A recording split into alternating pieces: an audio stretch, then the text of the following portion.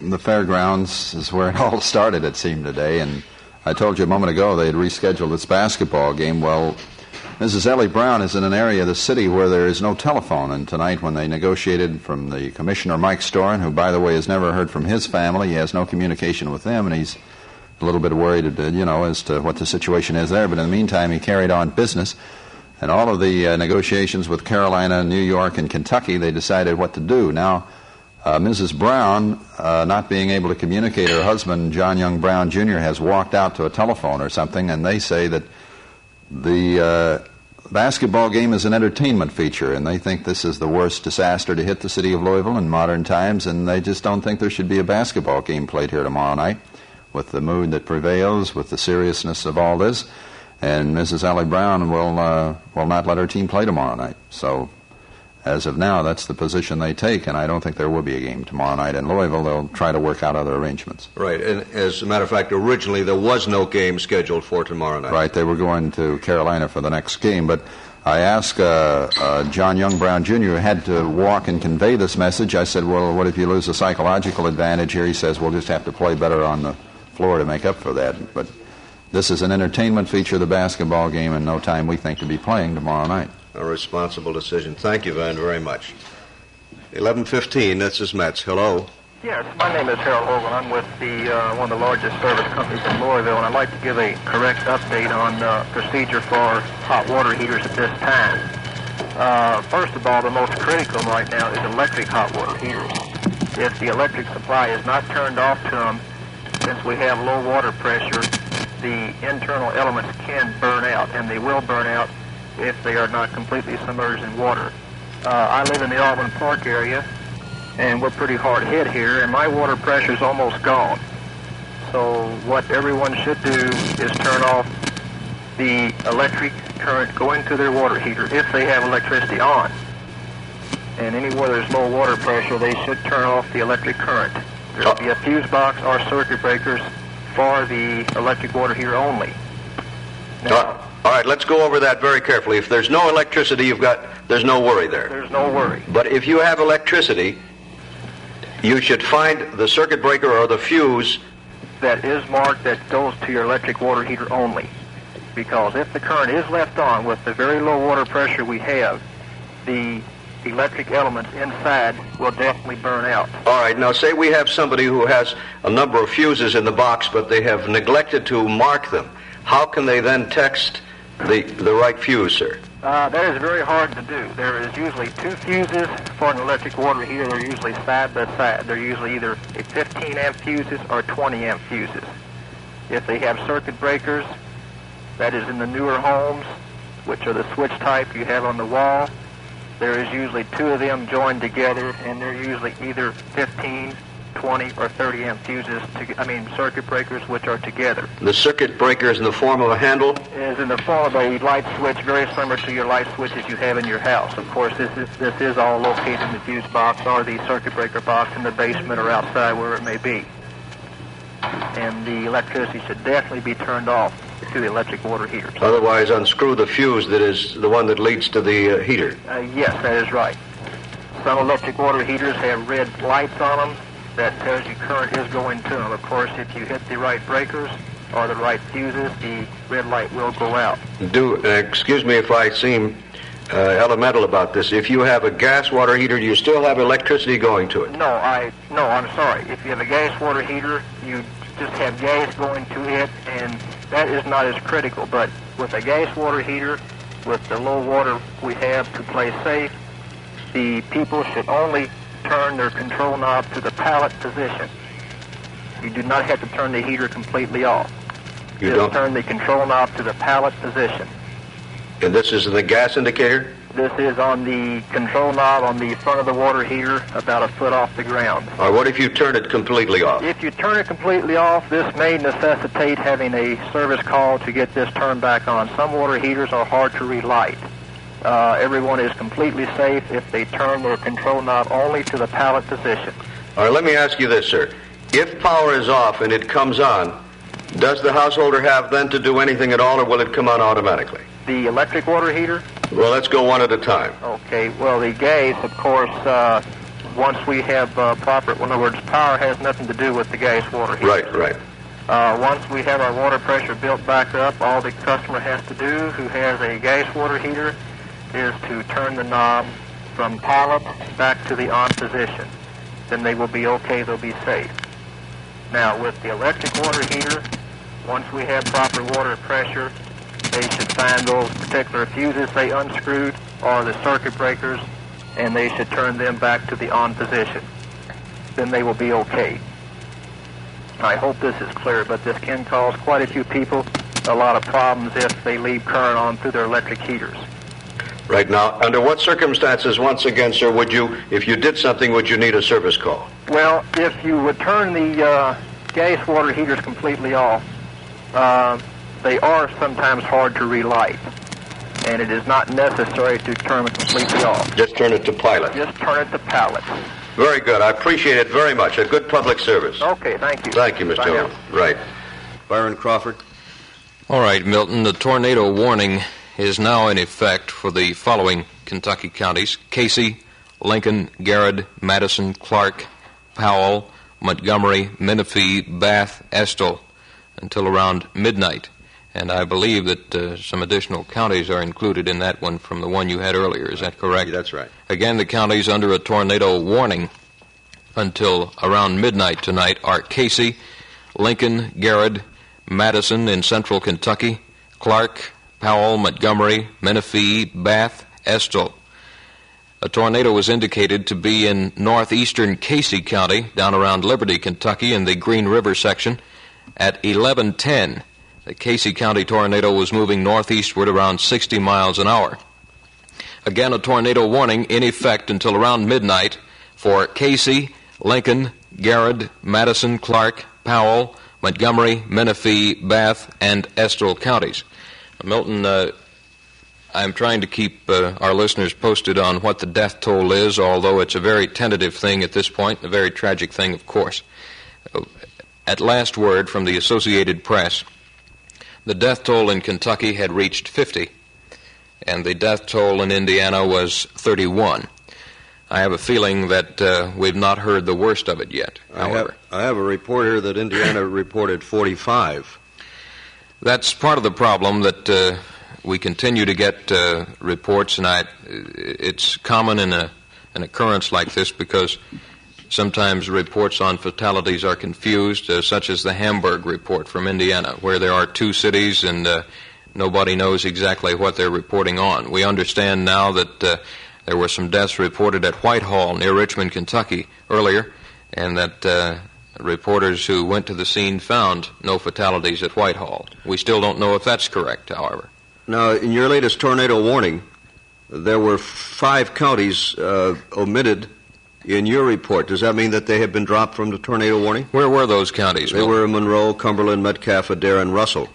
And they were under a 10:55 warning that lasted until midnight. Well, these, the counties you mentioned that were omitted in my tornado warning would be more to the southwest of the counties I mentioned.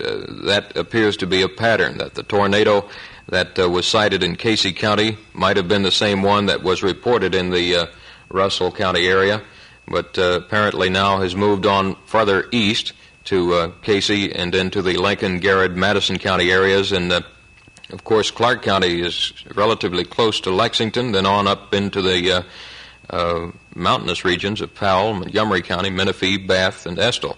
So it seems to be moving sort of northeastward. Thank you very much. My number is 585-2385. Hello.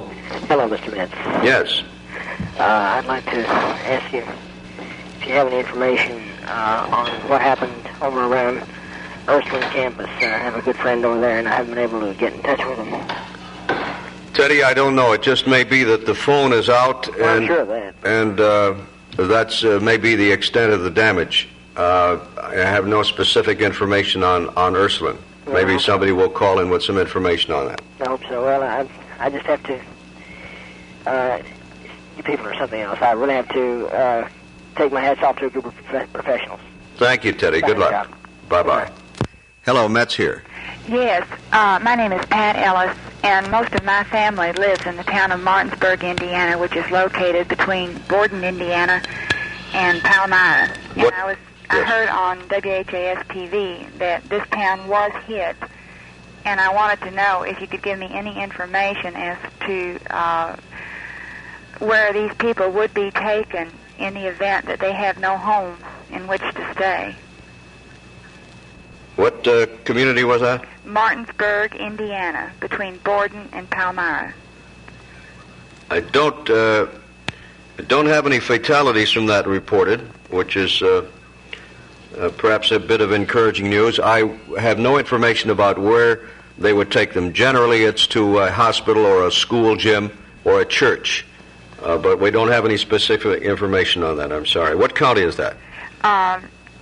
Washington County. It's as I had heard earlier that part of them would be taken to Borden, Indiana, but it's really closer to Pekin, so I didn't know. I mean, it's a very small town, and almost everyone out there is either an aunt or an uncle.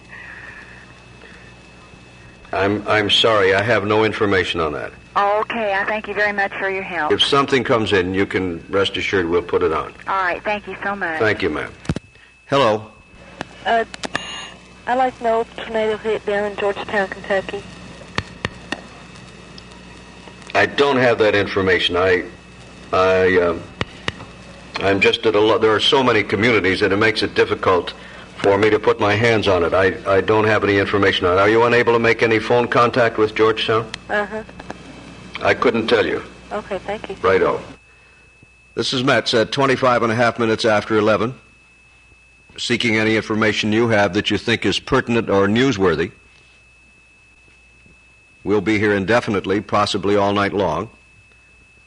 And we'll have the latest weather reports and pass on any information we have.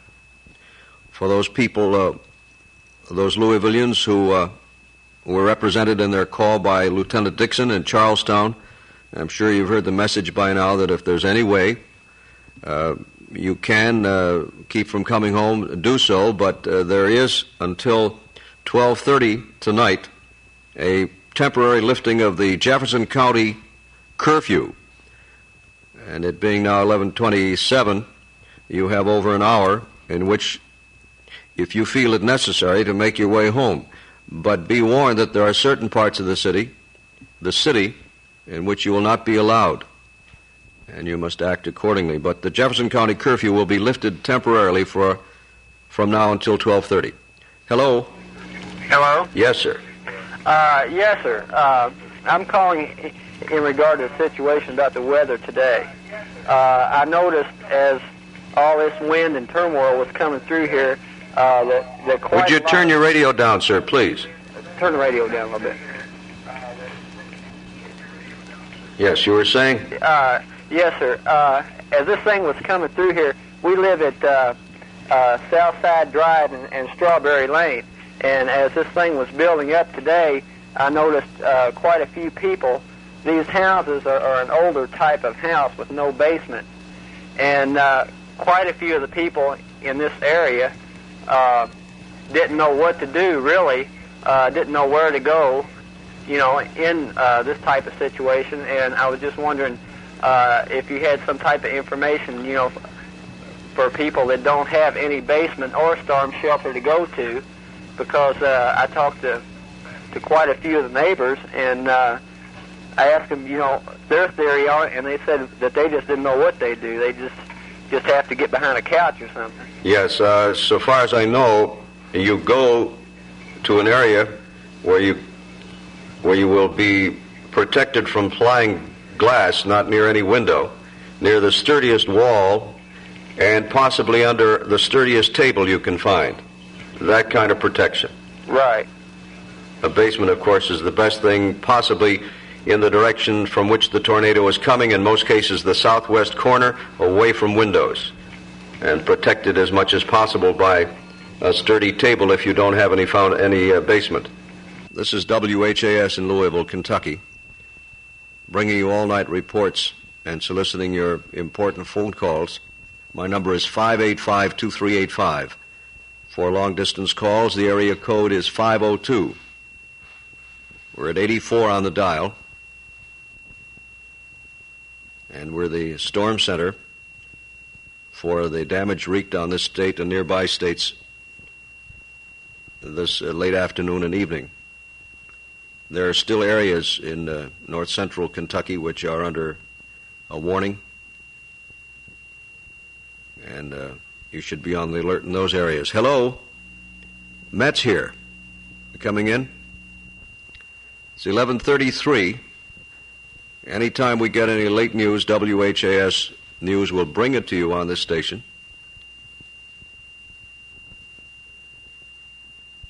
The death toll for 8 or 9 states ranging from Indiana to Alabama and Georgia, unfortunately and tragically, is over 100. It is an incomplete mark. These are fatalities. The injuries are higher, and the complete count, of course, will not be known for some time yet. My number is 585-2385, and here is newsman Glenn Baston.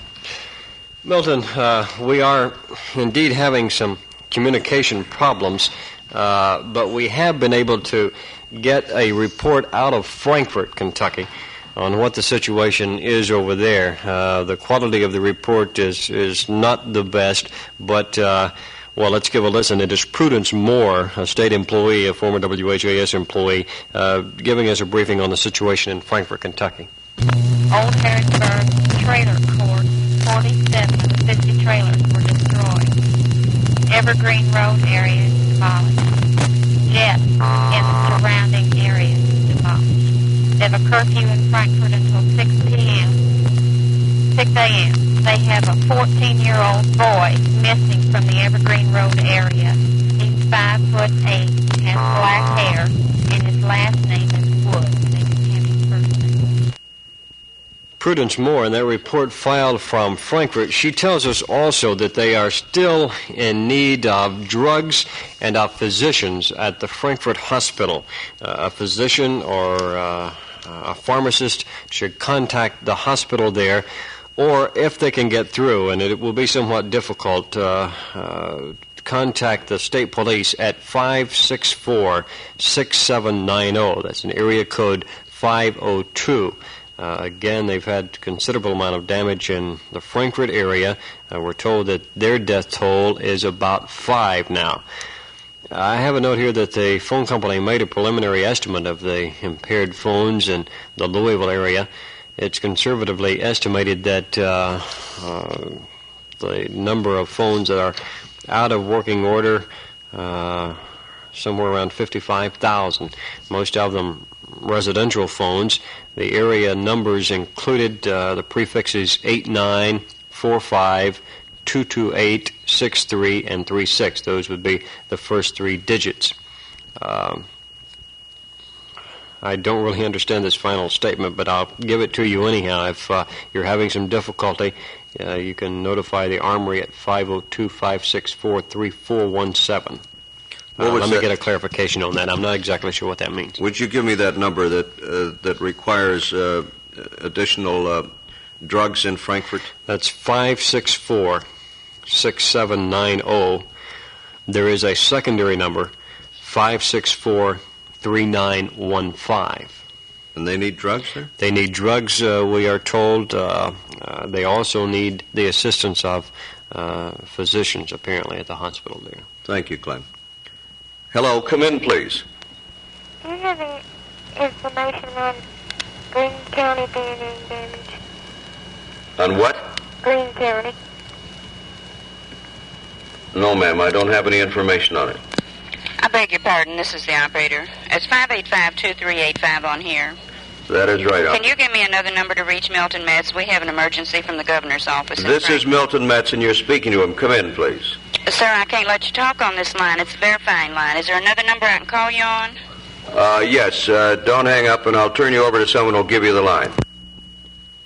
The governor's office is on the line, and we'll get some information from Frankfort, supposedly very shortly. We're making the proper phone connection here. We will be taking calls of any noteworthy or newsworthy news that you have. Hello? Hello? Yes, ma'am. Well, I was just wondering if the curfew was lifted on Brownsboro Road, between Lexington Road and Brownsboro Road. I've been out here, and I'm at my job, and since early this afternoon, and I have to come back in tomorrow, and I wonder if I can get home tonight. I'm not sure. That sounds like one of the areas in which you will not be allowed in. But I know that it's been lifted for the county, but that's a tricky area. Curfew. Is the curfew? Here's a lady with a question between Brownsboro and Lexington Road. Milton, Officer Hank Roush of the Louisville Police Department called me a few moments ago in regard to the curfew. They say the city police headquarters is being inundated with telephone calls about the curfew to the point where it is tying up the normal operation of the police department. And Officer Roush's advice is to use common sense. If you have reason to travel tonight to work or from work in an area that is not directly affected by the tornadoes, then you are likely to be able to do so without any serious problem. But he said you should have some sort of identification handy. If you are going to try to get in or get out of the area that has been devastated, you are going to be confronted by the police department. And it's going to be up to the officers on the scene as to whether or not you can or cannot get into the area. He said, for instance, the area around Eastern Parkway and Bardstown Road is completely sealed off. Other neighborhoods in the city and county are completely sealed off because of the necessity to clean up these areas, to restore power, to avoid looters. And the point is, you're just going to have to think this thing through. If you can get to your home without going through these affected areas, you probably will not have any problem. If not, you're going to be confronted by the police. Ma'am, did you hear that? Yes, I did. If you must get home and you don't live in these severely affected areas, probably with identification, you could get through. Well, I don't have any identification. I've been here all day, and I've got to come back tomorrow, and I'm having to lay down on the floor. Yes. And I wanted to get home if I possibly could. Well, you might try. They said... but it is through... I live off Frankfort Avenue off Brownsboro Road in Lindsay Court. And that's... that's near it, isn't it? Yes, it is. And see, I don't know... I know there's been severe damage out in here, but I don't know if I can get through or not. And if I can't get through, I'll just lay back down on the floor again. Bob, do you know the absolute areas that will not let them in? Is that their problem? There's no way to define that, Milton, because it's very difficult to define specifically the neighborhoods that have been devastated. You can draw a general line through the community from the airport generally up into the northeastern parts of Jefferson County. But I would imagine that in some areas you would have no problem getting in because this was a rather freakish storm and that it hit some areas and did not hit others. Well, in other areas, you're going to have the neighborhood sealed off tight. The only thing that the police department can tell us by way of advice is that if you are going to be moving toward this area, you have to be ready to prove that you have reason to be there.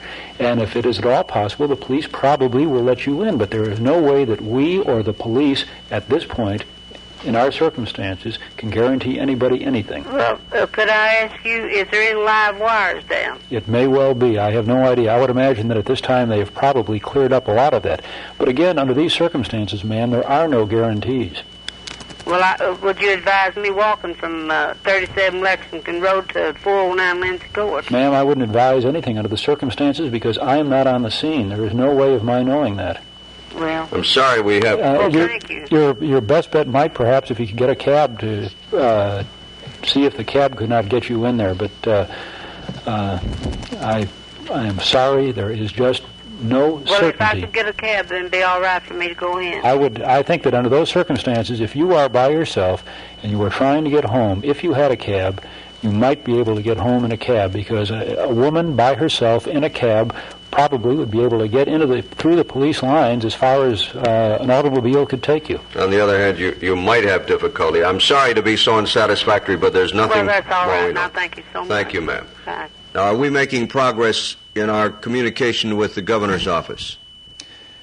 We have been trying, Milton, to get a hold of the governor's office, and you cannot get a long-distance line out of Louisville to other parts of Kentucky. At least we've tried to get sections like Brandenburg, Richmond, Frankfort. We cannot get it. It's possible that if the governor's office might be listening to us tonight, it is entirely possible they might want to call. Well, they just did, and we said they couldn't do it on this line, and we switched them to the control room, and we gave them another line, which they called, but they have not got through. So if they're listening, if you're listening, and I'm sure they are, Tom Preston or Governor Ford or any of his aides,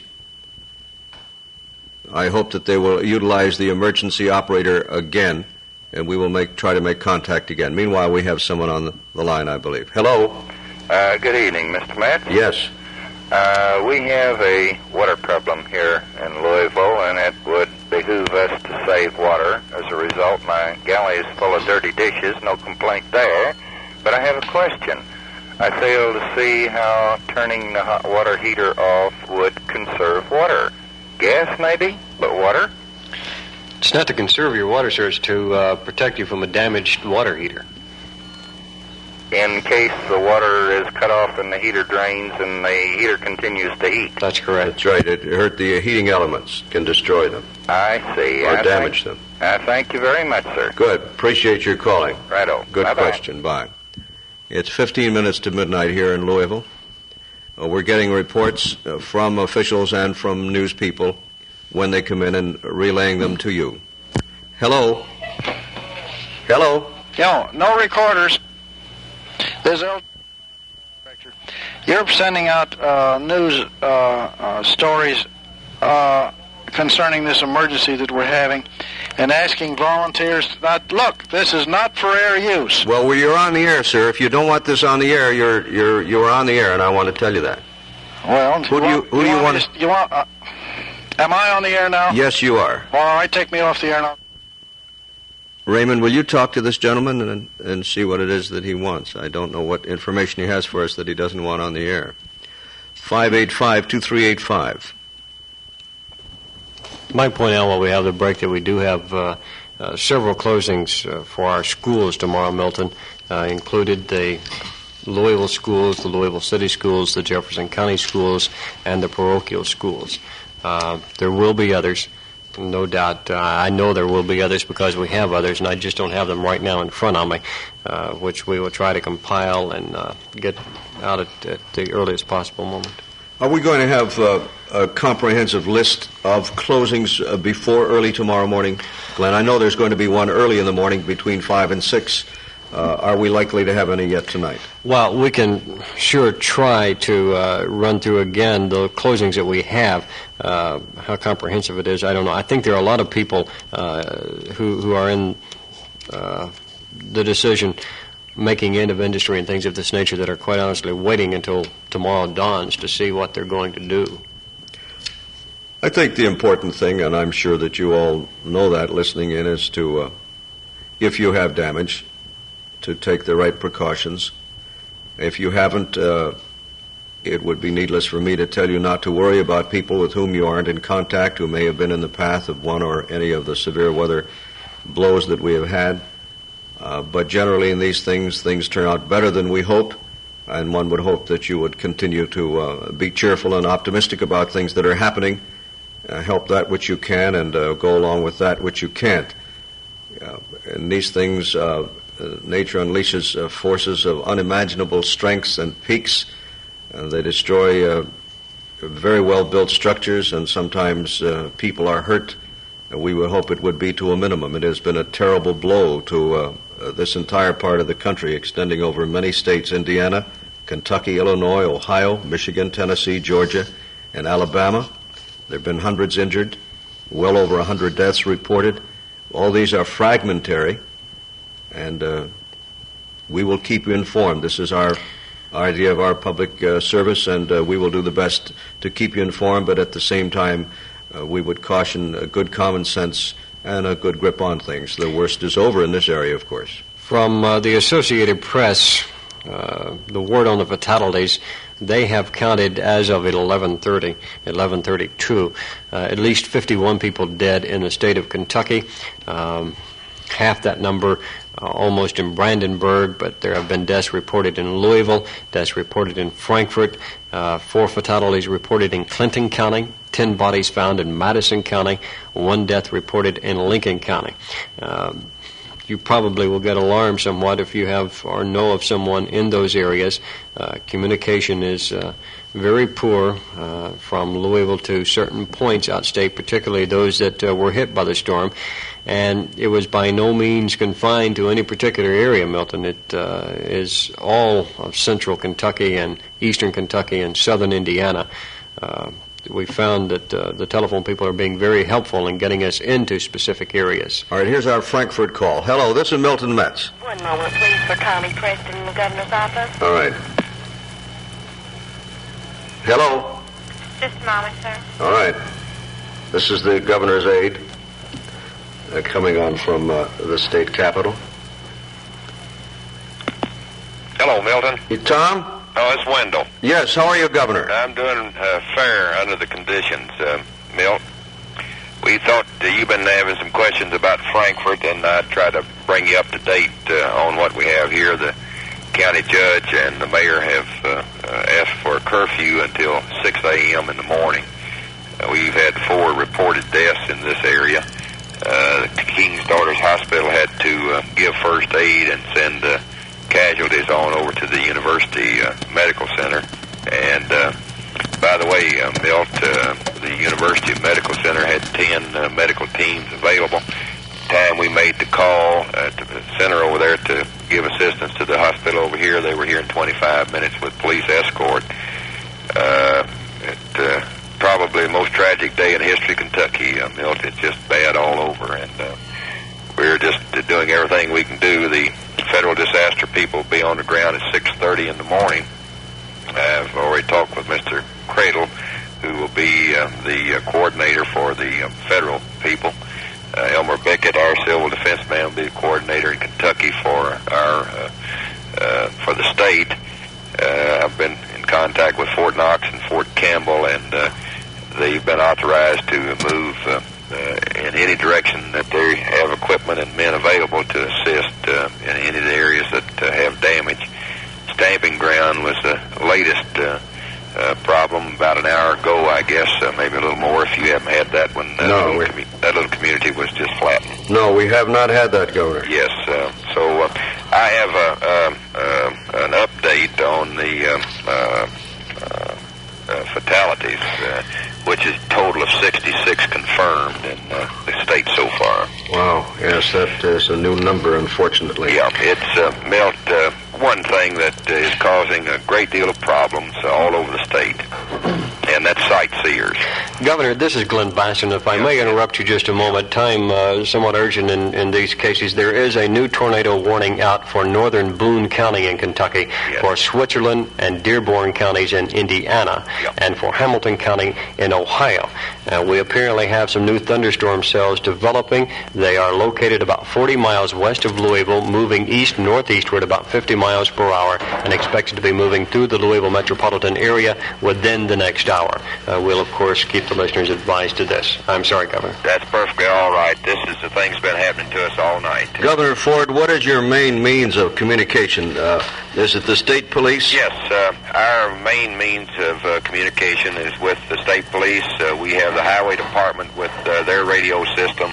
The men in natural resources, we gave them communication equipment not too many months ago, and they're now in the field, and we're using their communication system. Of course, we have our generators here at the Capitol building in the civil defense area, and we have that operation in gear in communicating with the various civil defense people around the state. The CBs are being very helpful to us in their ability to use their facilities, and we've got it coordinated pretty well where we're staying in touch with all the areas, and as the warnings are coming in, we have our radar system at work here too, and watching the cells as you all are and trying to give the report as best we can. Well, it sounds as though the state administration is taking hold. May I say how desirous we are of keeping in touch with your office, and please invoke the emergency operator anytime you want to reach us. We'll be on undoubtedly all night. Milt, that's fine, and I want you to know how much I appreciate it. Are you still there? Yes, sir. The lights just all went off here again. We just now got them on. So, but I would like to re-emphasize one thing, that if the sightseers would just stay away from the areas, if they'd stay at home, if they stay off the telephone, and give these people an opportunity to carry out their duties, such as civil defense, your policemen, your ambulance drivers, and that sort of thing, in areas all across the state. You take down in Cumberland and Lincoln counties, Clinton County, Simpson County, Allen County, Warren County, Madison. I can just start naming counties, and some better than 30 counties now have received damage. It's something that's awful hard to cope with in the best of circumstances, but the sightseers just must stay at home in order to give us an opportunity to do our job. Exactly. Governor Ford, thank you very much. Milt, thank you, and keep up the good work. We'll be talking to you, sir. Mighty fine. Good night, Winnie. Glenn? A note from Hanover College, Milton, that the school there suffered some damage tonight. About $10 million is the estimate. The report is that 2 students suffered minor injuries. This from the Associated Press, and we, of course, would hope that that is the extent of the injuries reported from there. But Hanover College with about $10 million worth of damage. In White County, Indiana, a tornado reportedly has touched down, and we are told that at least 100 people are now receiving treatment, 70 people hospitalized at Lafayette, Indiana. Tornadoes have been counted now in 9 states in the Midwest throughout the Ohio Valley, and the death count is now up to 170, and of course the majority of those are being reported, or the state with the most deaths is that of Kentucky. And again, may I emphasize that there is a new tornado warning out for northern Boone County in Kentucky, for Switzerland and Dearborn counties in Indiana, and for Hamilton County in Ohio. There is a new thunderstorm cell being observed by radar. It is to the west of Louisville. It is moving toward Louisville and expected to move through the metropolitan area sometime within the next 45 minutes to an hour. It was a disturbing update on the fatalities for Kentucky. Our latest news was bad enough with half 100, but now the governor said that there are 66 known deaths in the state of Kentucky, which certainly seems to be the hardest hit of any of the states reporting at this time. We have someone on the line? Milton, this is Byron Crawford in another studio here. I have Congressman Romano Mazzoli on the line from his home in Washington. He has been listening to your program, and because of telephone technicalities, we couldn't get him passed through directly to you. However, the congressman did wish to let us know that he is trying to keep abreast of the situation. Congressman, go ahead. Thank you. I appreciate it. Milton, if you can hear me, let me commend you and the station on performing this civic function and keeping all of us aware of the extent of this great tragedy. I had just had the opportunity of listening to Governor Ford give you the update on the extent of this tragedy, and of course it's enough to be just appalling. And what really hurts me, being at this distance, everything I grab by snippets and snatches from different radio reports, and are you hearing the atmospheric conditions tonight are good enough that I could actually hear the show, so we were trying our best to get current information and stumbled on the show and have listened to it virtually the entire evening. And well, it's very frustrating. Can you hear me? It's terribly sad.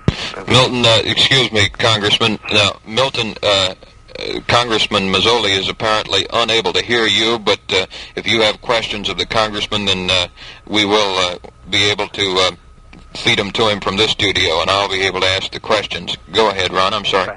Thank you very much, Byron. No, I have had an opportunity. I heard about it early in the evening. One of my friends from home called, and then from that time on, the telephone calls poured in, and then we got in touch with the federal officials and got in touch with our colleagues here, Governor Ford, Senator Cook, Congressman Snyder, and Congressman Carter, all of our colleagues who have been affected, and doing our best to institute the federal procedures which might be of some assistance to us. And it's just a terribly sad thing. As I say, I will be coming in tomorrow morning. I had not anticipated this, and my schedule wasn't calling for the trip in the morning, but I do intend to come in to be of whatever help I can be under these very sad circumstances.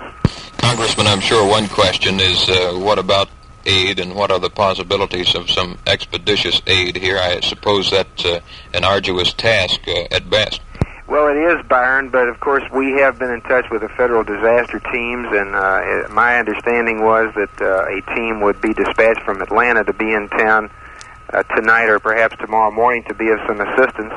The water problem, which I'm not completely knowledgeable about, but I understood earlier in the evening that the plant out at Frankfort Avenue was affected, and of course if the water pressure declines and if the water system may become polluted, then we have a public health problem, and of course the public health authorities have been notified. So it's our hope that the federal government can, in view of this extensive and appalling tragedy, be able to institute those procedures which are available to ease the plight of our Kentuckians, of our Louisvillians. And so that's part of my reason in coming home, to be on the scene and try to stay out of the way. I'm going to heed Governor Ford's good advice. I'm not going to be a sightseer, because there are plenty of people who do know what they're doing and who can function better without undue impediments. But at the same time, by being in Louisville, it may be something I can accomplish, and that's why I shall be coming home. Thank you, Congressman. Milton, it might not sound too well as far as the breaks we might have to do, but do you have any questions of the Congressman that I can relay to him? Well, tell him we appreciate his interest, and of course what the Congressman is reflecting is something that anybody in or out of public office suffers at this time who is not here with his family or relatives, and that is a terrible sense of frustration of being unable to check on a family or to be of assistance. Tell him we just got through talking to Governor Ford on the line. I presume he may have heard it. Our information is that a federal team or a federal agent will be here in the state, if not tonight, by 6:30 tomorrow morning, along with state aid in that regard. And to tell him that we thank him for his interest and for calling in, and he might give us an idea of what kind of news is coming out about Kentucky in this area, in the nation's capital, in the media there. Congressman, did you hear Milton's question? No, I didn't. Well, his question is, what are you hearing in the nation's capital about the Kentucky-Indiana situation? Well, let me say that it's the lead story in all the news shows. That's it's sort of a victory that we'd like not to have achieved, but it has made national headlines.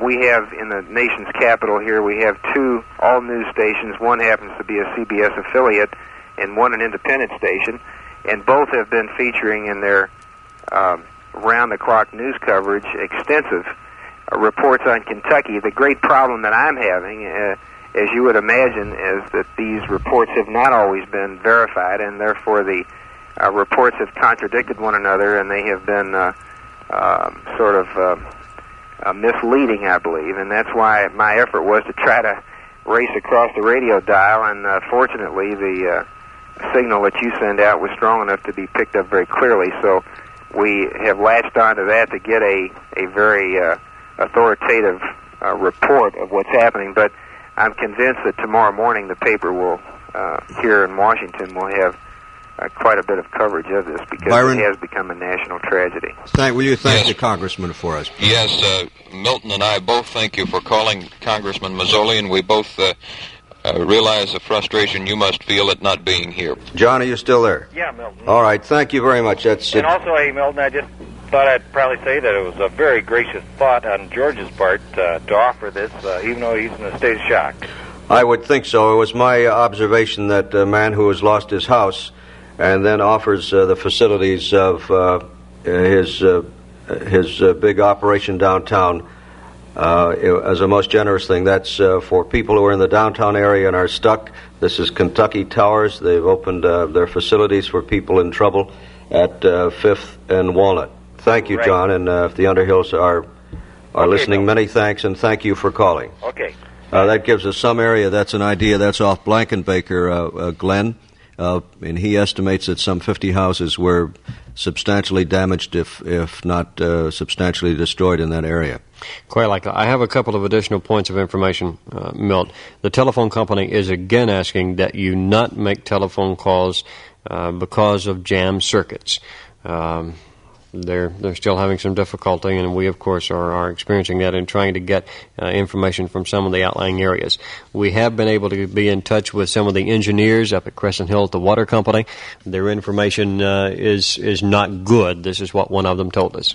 We still have no power, no electricity here at the filter plant, or treatment pumping station. LGE is working on it. Looks like it'll be daylight. This was the last estimate before we would have power. Like I said, this was just an estimate, and it's no guarantee or anything. So I really don't have much else to say except that we're going to be running out of water very shortly. Is the supply almost gone? Yes, it is. What do you estimate on time? Probably sometime in the morning at the current rate. Well, that was one of the engineers at Crescent Hill at the water company to review that situation.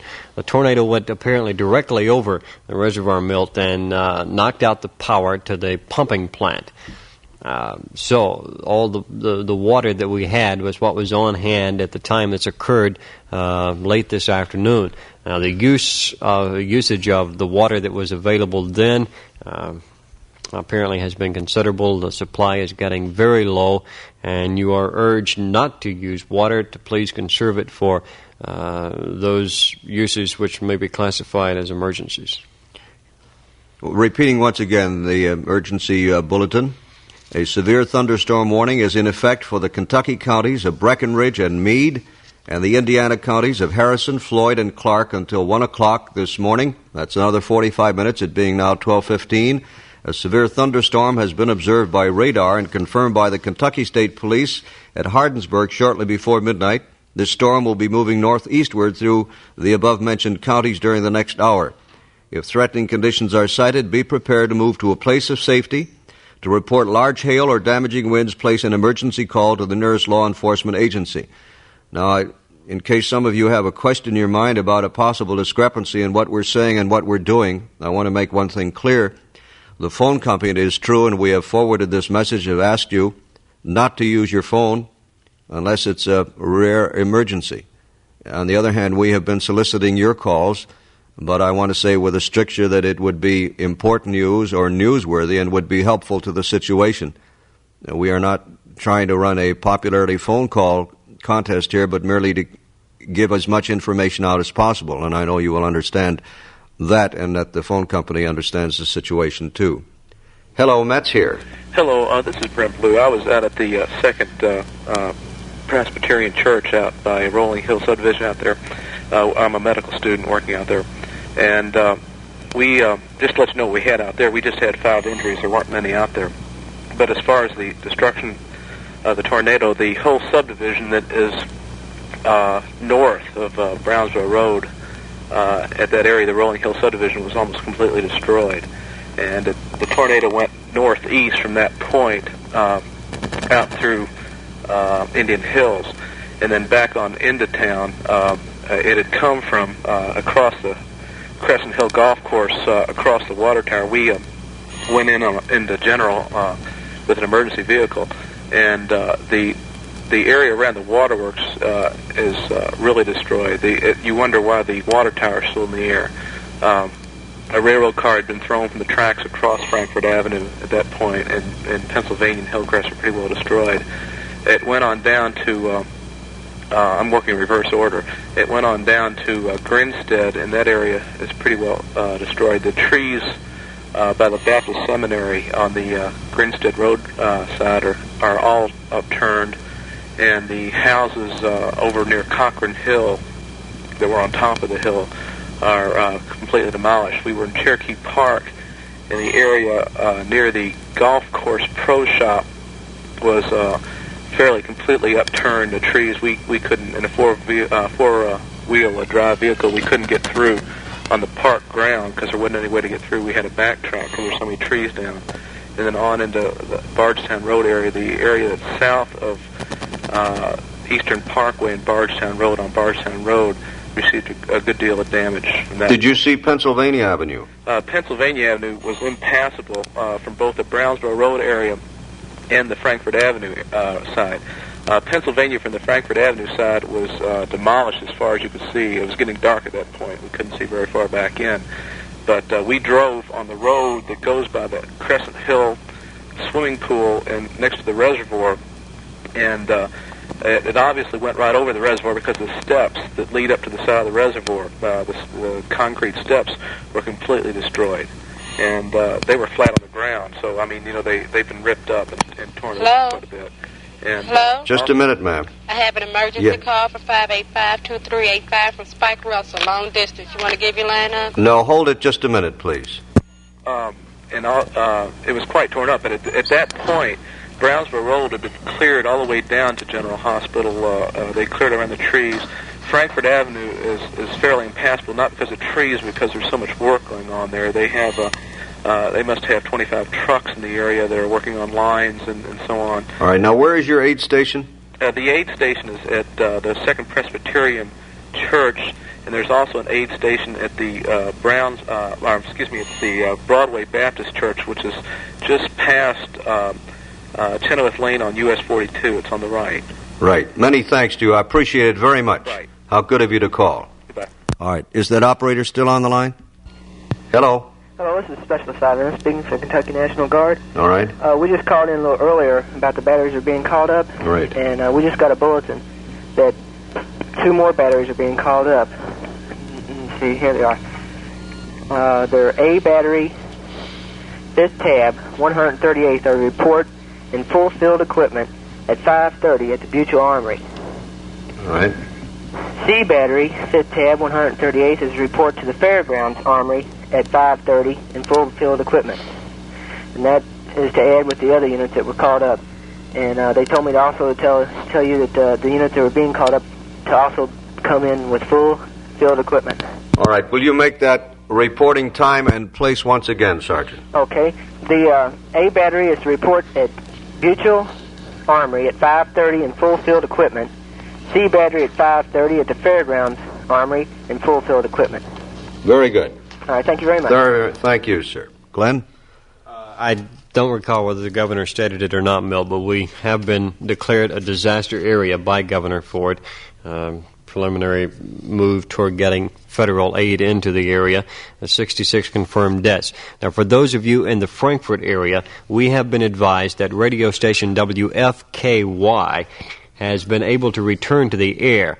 For those of you in the immediate Frankfort area, I'm sure that they're going to be able to do a much better job of getting the specific information of what's going on within the immediate Frankfort area than we are being able to because of our communication problems between Frankfort and Louisville. So they are back on the air to coordinate emergency assistance for the Frankfort area. Radio station WFKY there.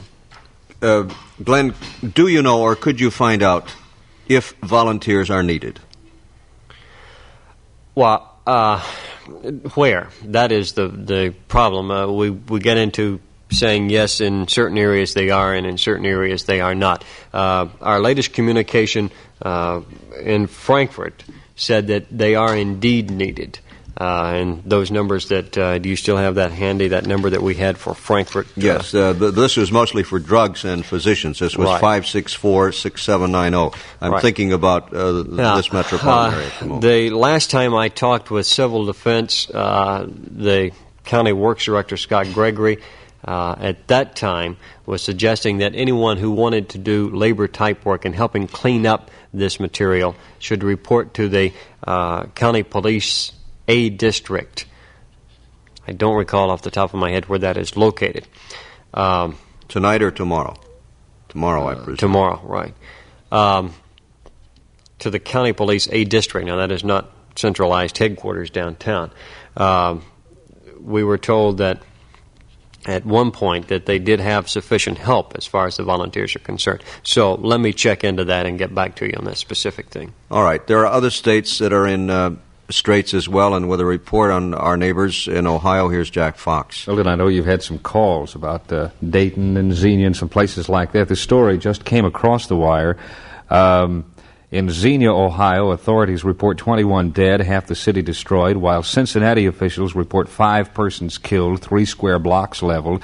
I'm told from earlier reports these 3 square blocks in Cincinnati are called Sailor Park, I understand. It's across from Bromley and Ludlow It's immediately in Kentucky. across the Kentucky River. It's right on the Kentucky River, just across. But a tornado watch is in effect for all of Ohio, west of a line from Lorain to Columbus, and north of a line from Columbus through Dayton. That watch is in effect until 2 a.m. A tornado watch for the rest of the state expires at midnight. What did you say about Xenia? Well, Xenia has been declared a disaster area by Governor John Gilligan. He left Columbus immediately by car. The Ohio National Guard has activated more than 1,500 military personnel to assist Xenia. The Guard has sent metacopters to the city and says more will be dispatched. Cincinnati officials estimated damage at $15 to $20 million. We've also got tornadoes also touched down in London, Mason, Lebanon, Pisgah, Courtsville, Cedarville, Westchester, Delhi, and Greene Township, all in southwest Ohio, and at Ayersville near Defiance. Thank you very much, Jack. We'll keep this on tap in case somebody only half heard it and wants to find out. Let's take another call here. This is Metz at WHAS. Hello? Mr. Metz? Right. This is Grady Phillips. This would be in regards to the last guy's question. I have been to the Brownsboro Road and Indian Hills area, and they have canceled all voluntary works until daylight. They don't want any volunteers tonight. Right. Thank you, Grady. It's good information. All right. Appreciate it. Bye. Bye-bye. Hello, Metz here. Yes, could you tell me if you know if it's going to be any work for GE appliances in the morning? At what time? I imagine 7. Well, I know there's nothing before 6. Before 6? We don't have any information on GE one way or another. Oh, it'd be kind of hard to find out, too, on it. Yes, unless one of their officials calls us or gets in touch with us at some time. Okay. I don't know of any damage that's been done to GE, but it's hard to tell, and I really would hate to lead you astray. Well, okay, and thanks a lot. Thank you, ma'am. Bye-bye. Hello, Metz here. This is Mrs. Roger Despain, and I have called Campbellsville, Kentucky, which is where I'm from, and my mother and father live down there. My father is on the fire department. They do have the monitors there in the home. The Mansville section of the county is flattened. South Campbellsville has been flattened. They had hail bigger than golf balls. She said she went out with a box over her head and got some and put them in the deep freeze to show us when we go down. Out in Merrimack and different parts of the county was just completely down, and it went through Greensburg, too. Any report of casualties, ma'am? She said there was one trapped in a barn that they didn't know about yet, and that one child was hurt. But as far as deaths, she wasn't sure yet. That she had been at the firehouse all evening, making coffee and sandwiches. But there had been no official deaths reported at this time, but there had been a lot of casualties, as far as the injuries, I'd say. And the ambulance services were out, and rescue squads and all the fire department members. And I do know a lot of people are from Campbellsville that up in this area, and they would like to know about this. But she said it was worse than the home's been, which happened, I think it was 3 years ago now, in April. Right. And she said it was terrible down there, and I've talked to her 3 times tonight. All right. Thank you so much. You're quite welcome. Appreciate it. Byron? Milt, the severe thunderstorm warning for Breckenridge and Meade counties in Kentucky and Harrison and Floyd counties in Indiana has now been canceled. You can cancel that severe thunderstorm warning for Breckenridge and Meade counties in Kentucky, Harrison and Floyd counties in Indiana. However, The severe thunderstorm, although it has now moved through Breckinridge and Meade counties, is taking a more easterly course and is expected to move through western Bullitt County and Jefferson County, Oldham and Trimble counties, and Clark County in Indiana. This warning will remain in effect for Jefferson, Bullitt, Oldham, and Trimble counties and Clark County in Indiana until 1:30 a.m. this morning. Again, to repeat, the Weather Bureau has canceled the severe thunderstorm warning that was in effect for Breckinridge and Meade counties in Kentucky and Harrison and Floyd counties in Indiana.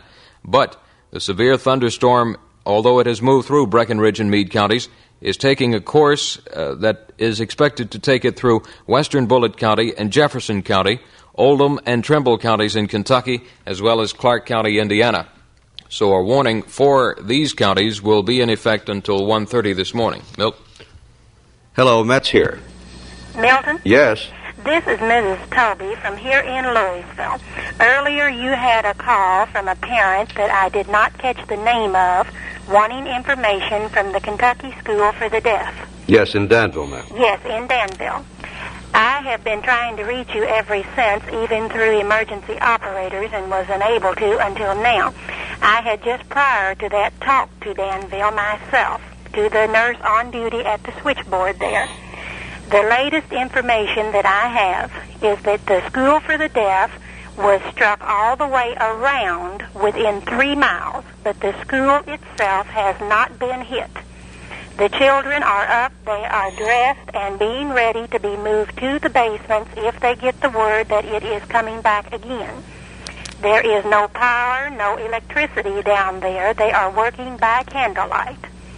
And the nurse on the infirmary, Mrs. Cheatham, told me that they were having a problem because of the weather forecast. Nothing was coming in. They had no portable radios there. So I called back here when I hung up, I called Louisville Civil Defense and Red Cross and asked them please to get in a telephone line or something to them. And he told me they would try to get the sheriff of that county to take some portable radios over there or something, but they had no way of getting the weather forecast. And this is all that I know. I feel like sharing it on your program will help at least 450 parents if they're tuning in, trying to call long distance and cannot reach there. Now, this was as of 11 o'clock that I talked to her. The tornado watch was to be lifted, and I have been listening to your program, to the news and everything, and I have not heard. Is the thing lifted, or can you find out for me? What county is that, Mr. Toby? Boyle County, Danville. Milton, I spoke with a newsman in Danville no more than 15 minutes ago, and from his description to me, they are still without power there for the most part and have been since about 7 o'clock this evening. He indicated to me about what Mrs. Toby has said, that the tornado, what of it there was there, hit a town south of Danville called Junction City, destroying some of the town, then moving on through some farmland there and doing quite a bit of damage to private residences.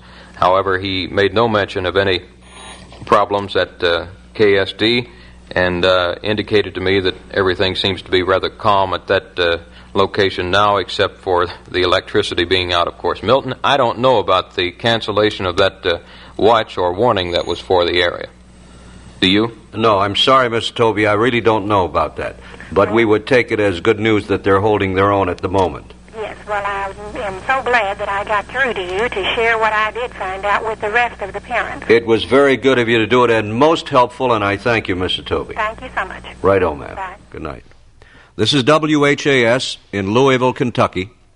Hello, 585-2385 is my number. Mr. Metz. Right. This is Frank Gitcher. Hello, Frank. How are you? Just fine. How are you? Is this Frank Jr.? Yes, sir, it is. How are you? Just fine. I was wondering about Mayfield, Kentucky, if I was down there. Maysville was under a tornado warning earlier tonight. Did you say Mayfield or Maysville? Mayfield. Mayfield. I see. I thought you said Maysville. Mayfield, Kentucky, apparently has not suffered any great damage. Milton, I don't mean to butt in here, but we have no word to indicate that the counties down in that vicinity, Ballard, Mayfield, Caldwell, or any of the counties there have suffered any great amount of damage. However, I'd say it's entirely possible that any of the counties in western Kentucky, or for the entire state for that matter, could have suffered what is normal in heavy, severe thunderstorm activity. We have no reports of any injuries or death from the western part of the state. Okay, thank you. Sorry not to have anything more definite, Frank. Okay. Thank you. Thank you. Good night. Hello, Met's here. Yes, this is Roger Barnett, Jeffersonville, Indiana. Right. And you were talking about the severe thunderstorm supposed to be hitting Clark County. We are experiencing that right now, high winds and heavy rains. And also, if there was any place that you were unable to reach about any kind of information, I'd be more happy to help you find it, since we are on a different phone circuit over here. It's hard to tell you. That's very helpful of you, sir. I would tell you to hold tight, and I really don't know. These things are not predictable. They're moving in strange manners, and you think they are gone, and they reinstitute a thunderstorm warning. You say right now, are you getting strong winds there in Clark County? Right. We're having strong winds and real heavy rain right at present. All right. Thank you for your offer. Okay. Right. Hello, 585-2385. Yes, my name is George Jackson.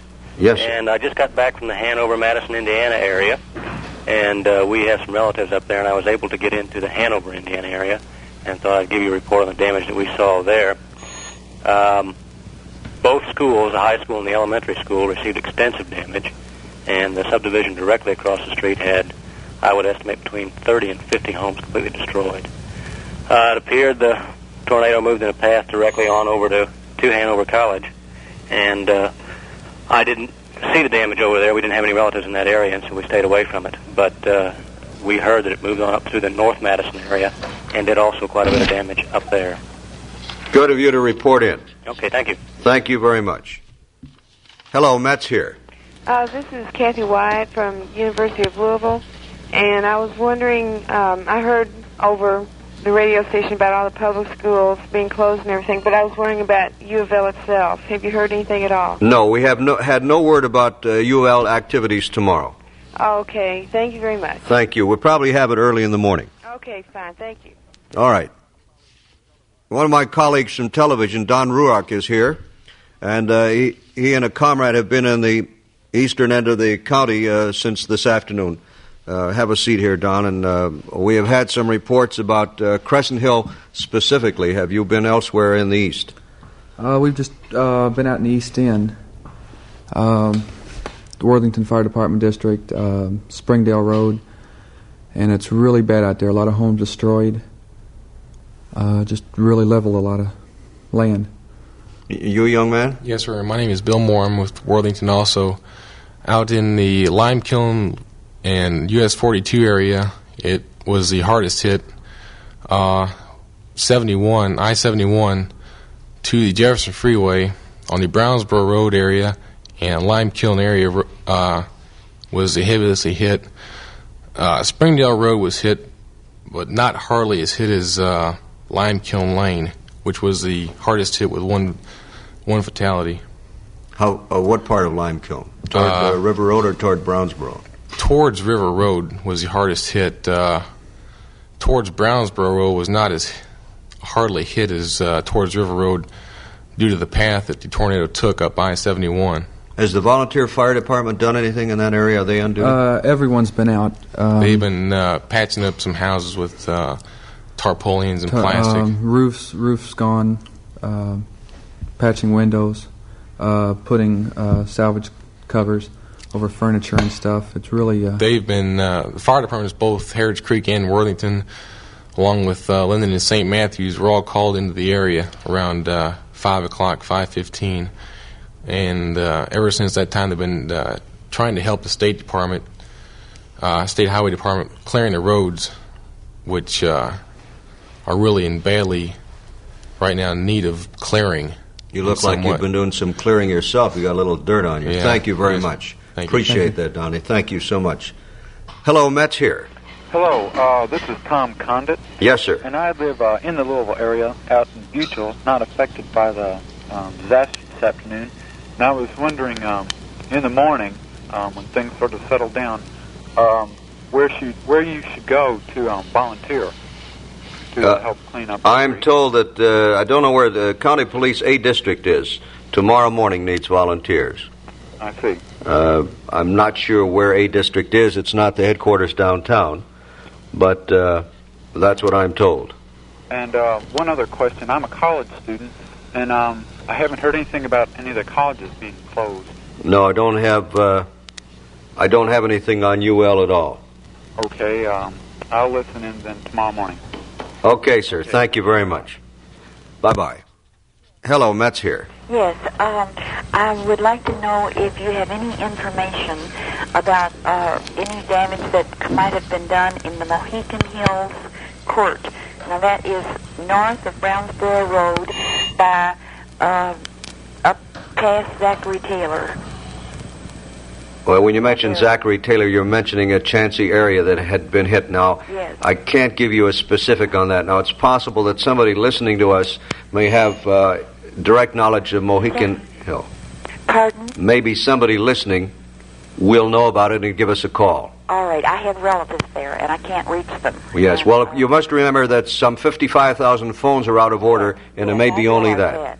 But I did know that area was heavily hit, and I just thought maybe you had some information on it. I don't have it on that particular area. Maybe we'll hear from someone. All right, thank you very much. Thank you. Hello, Met's here at 585-2385. Hello. This is Anita Fisher in Maryville. I just wanted to report that the storm is hitting here in northern Bullitt County at this time with very heavy winds and very heavy rain. Are you getting any hail there? Well, I'm not sure just yet. It's coming down pretty hard right now. I believe there is some hail in it. All right. Well, take precautions. It's just I hate to say just, but it's a severe thunderstorm warning. Have you heard anything about the Elizabethtown area? No, I don't have any word on that. Perhaps we'll hear shortly. Okay. Thank you very much. Thank you very much. Robin Hughes is here with some news, and let's see what this says. We have another call from Danville, which gives us the additional information that, additional to Danville, which we had heard about, Junction City and Danville have been without electricity since 7. A tornado touched down about a mile east of Junction City or 5 miles east of Danville. The unofficial report is that 1 has been killed and 25 injured, and the tornado watch is no longer in effect there in Danville. And we also heard that the youngsters at the Kentucky School for the Deaf at Danville were spared. And we had been told that they were dressed and prepared to go in the basement, but my information is that the tornado watch is no longer in effect there in Danville, and that the school had not been harmed. Now back to our calls. Hello. Hello. I'm just calling to see if you all still have the tornado watch in effect for Louisville. No, ma'am. We have a severe thunderstorm warning for parts of Jefferson County. Oh, okay. Thank you so much. Thank you, ma'am. Hello. Hello? Yes. My name is Pamela Davis. I caught the tail end of something about turning off your water heaters for fear of damaging heating elements or something. That's right. And I was wondering what it was all about. I didn't catch it all. All right. We'll be glad to try to make it clear to you, though I have not a particularly technical mind. The idea is that without the service of the water, you may, if you leave your elements on, you may do damage to the electrical elements. If you have a gas heater, you are advised to turn it to the point where it indicates pilot, not necessarily off. Okay. But turn it possibly in a right motion, but rightward, but you'll be able to see, and turn it to where it says pilot.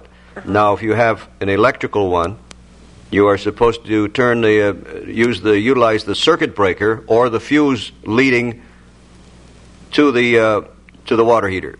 I see. Is yours electric or gas? It's gas. Well, then you are advised then to turn the indicator, which is at the base generally of your water heater, to indicate pilot. I see. Well, is the water supposed to be draining out for some reason? Or? No, it's just that the pressure is low, and we're running out of water until they they repair the transformer which had been hit, which had been given a direct hit at the pumping station. So they don't have the power, and the pressure is either very low or about out, though they're working very hard to restore it. Okay, I see. This is more for your protection, and of course they would like you to conserve any water and not to stock up anything like that. Yes. One more thing, this heavy thunderstorms that we're supposed to be having fairly soon, is there any threat of tornadoes in with that? Do they foresee any heavy thunderstorms after this one before the morning? Well, I don't know. I don't think they... I don't think they're saying. I don't know as they know. We don't have any word on that. Okay. Thanks very much. Thank you, ma'am. Bye-bye. Hello. Anna Jones of Jeffersontown, and I would like to know about Stamping Ground, Kentucky. I heard from the governor that Stamping Ground was hard hit. Hard hit? Yes, I don't know more than that, but there was extensive damage there, according to Governor Ford, who talked to me not 45 minutes ago. I see. Well, thank you so much. I'm sorry not to have anything more specific than that. Good luck. This is 585-2385. Hello, come in, please. Oh, Matt? Right. Yes, I just would like to say that I do live in the Frankfort Avenue, and I was up in the area earlier this evening, up around Kennedy Court and up in that area. And a lot of the damage is really extensive, so, you know, unless you really have a reason to be in the Frankfort Avenue area, if you can stay, you know, someplace else, I would advise it, because I live in the Frankfort Avenue area, and it is pretty bad. Is Kennedy Court right near Crescent Court there around there? I'm not sure. It's up near Ewing and Galt and Frank and Peterson up here. Right. It's over on the other side of the railroad tracks. It's closer. Right. Thank you very much. Okay, and another thing I want to know is it going to be necessary to take shelter with the thunderstorm? No, but just be alert. You don't have to go for cover, but stay tuned to the station in case they upgrade it. Although we're not expecting it. Well, if you would have to go to shelter, what would be the best place for the people in the Frankfort Avenue area? Or any area. Do you have a basement? Well, I'm on the ground floor of the apartment. Do you have a basement you can go to in the apartment? No. Well, in that case, you would go to a very solid wall, not near a window where you could be hurt by flying glass, and get under a sturdy table against the wall. Right. Okay, Low. thank you very much. Thank you, ma'am. Brian, do you have something? Yes. Yes, Milt. Folks who have sons and daughters who attend Eastern Kentucky University at Richmond will be pleased to hear, I'm sure, that the university seemed to have been spared this afternoon, although 2 tornadoes were sighted near the university, Eastern Kentucky University. Students at Eastern are okay, although Richmond itself seemed to be pretty hard hit. 5 or 6 deaths reported. They are yet unconfirmed there. That's unofficial, but one of the parents of one of the students at Eastern had contacted his son and passed along the information, and for that we are grateful. Also, a lady called who has relatives at Painville, a small community near Brandenburg, where the terrible tragedy occurred this afternoon, perhaps as many as 30 killed there in the tornado. She tells me that Painville seemed to have been left alone by the tornado that cut through the area there in Irvington and Brandenburg. She's not so sure about the Midway community. There's been much concern about these communities, these small communities, perhaps some of them between Brandenburg and Irvington, because communications were lost in the area. Again, Painville, near Brandenburg, seemed to have been spared by the tornado this afternoon. No serious damage or injuries reported there. Midway, perhaps a little damage, but we've got no reports of casualties there. Milt? Byron, what is the present state? Do we have any tornado watches anywhere in Kentucky or southern Indiana at this moment? I would say if we have any tornado watches still posted, Milton, and I can't be sure, but I'd say if we have any posted at all, it would be in the extreme eastern Kentucky area. All right. I don't think we have any in southern Indiana or this area. There are some... But I don't believe there are anything here. We do have the severe thunderstorm warning, but no tornadoes. All right. Hello? Yes, sir. This is George Davison at WHO in Des Moines calling, and wonder if you could possibly tell us just what's the situation in Louisville right now. Well, the situation is that they're mopping up. There's a curfew, Mr. Davidson. There have been a death toll in the state of Kentucky, unconfirmed and unofficial so far, or confirmed really, but unofficial, of 66, which seems to be more than in any of the 8 or so states that have been devastated. Nobody seems to have been hurt worse than Kentucky, with a possible exception of a small community known as Brandenburg, in which the death count was upwards of 25 to 30 today. We are having severe thunderstorms at the moment, and the death toll ranks from 66 in Kentucky down to 1 in Michigan, Tennessee, and Georgia. What's the situation in the city of Louisville itself right now? Well, we have elements of the National Guard and the law enforcement agencies of the county and the city, and there is a curfew, mandatory, absolute curfew in certain devastated portions. Hold on, please, operator. And there is a semi-curfew generally, and there's rain coming down now. We're expecting a thunderstorm. We're in the midst of it, and it's a mopping up operation now with a great deal of damage and a number of deaths. Now, in the city of Louisville itself, do you have any count on the deaths right now? I think it's about 5. Okay, that tallies with figures that we had heard earlier this evening here in Des Moines. Of course, tornadoes are nothing new to us up here, but what about the Louisville area? Are tornadoes really that common in your territory? Tornado warnings are common, but we have not been devastated like this maybe once in the history of the community, and I don't know by the time this is all in whether or not it may be a dubious historical first. We'd heard some reports that there had been some looting in a rather expensive section of Louisville. There's probably some truth to that, and for that reason they have buttoned that area up quite well, because one of the sections that was hit was precisely as you described, a very expensive residential area. Now, what about the city of Louisville? Will it be able to return to normal tomorrow, or does it look like it's going to take some time to get Louisville back on its feet? I'd have to give you a partial answer in that. It's going to limp along in some areas, and in other areas there's federal aid on its way and state aid. Newsman Bob Johnson is here, and he may want to. This gentleman's from WHO, Bob. George Davison, Bob, in Des Moines. We're on Country Music USA, and I assume that we're live on the air on WHAS also? That's right. The situation is this. Substantial parts of the community are without water. The power to the Louisville Water Company works is out. A major substation was destroyed by the tornado. The schools will be closed tomorrow. Many of the major industries will be closed tomorrow.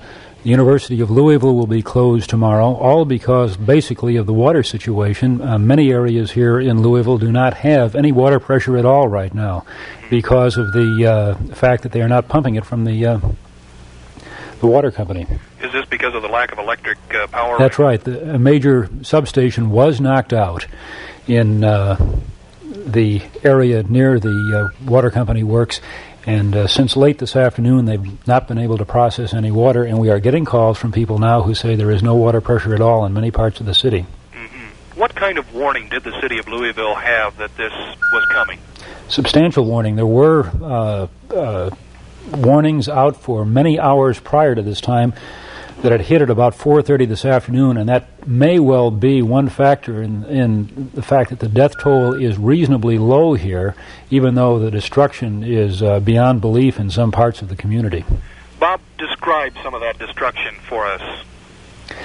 Well, I have been working on television all day, and all I have seen are our film reports, and what you have are whole neighborhoods wiped out. Very large, very expensive homes in some parts of the community, very old homes in other parts that have all but been flattened. You see pictures of neighborhoods that once were the epitome of gracious living, and now they look like battle scenes. What about rescue attempts? Were there people trapped in some of these gracious homes? There may well still be. They have moved in bulldozers, heavy equipment. They have sealed these areas off to people, and they are now digging through them. to see whether people are trapped. It is entirely possible that people were able to take shelter in their basement. It's possible people might be trapped there. There are indications. We have had phone calls tonight from worried people who say they have no contact with friends or relatives who lived in this area. Now, whether these people are trapped, whether they made their way out and have gone someplace else and are beyond communicating with their relatives, I don't know. But it is indicative of the probability that when they get into these areas that you are going to have more casualties. Now, has any centralized area been set up yet for the death count, for notifying relatives, victims, this sort of thing? Well, this is Metz, and there are a number of such stations. Mostly they are aid stations, but the death count here has not been, fortunately, that large that it is fragmentary, and we don't even have all the names of the deceased. One of the difficulties and the frustrating things for people is that some 55,000 phones, in addition to the other utilities that Johnson told you about, are out of order, and people cannot communicate. That's one of the reasons why we're utilizing this. I can understand, and we don't want to tie up your phone lines any longer. And we thank you very, very much for filling us in on this situation in Louisville, Kentucky. Thank you for your interest, Davidson. Thank you very, very much, sir. Bye-bye. 585-2385. This is Milton Metz, and this is Glenn Baston. I may add, correct one point, Milt. I've been in contact with a phone company, and we had a typographical error in our counting of the number of phones out. They tell us that it could well go to 55,000, but right now they are estimating 15,000. Now, there apparently is some concern about the water that is available to us. There's nothing wrong with the water. The water is fine. We had some calls, should it be purified? Is there danger within the water? As far as we can tell, there's nothing wrong with the water that's available to us. What is available is very limited. The supply is getting short. It looks like it's going to be dawn before they get the pumping station back in order so that they can start filling the pipes again.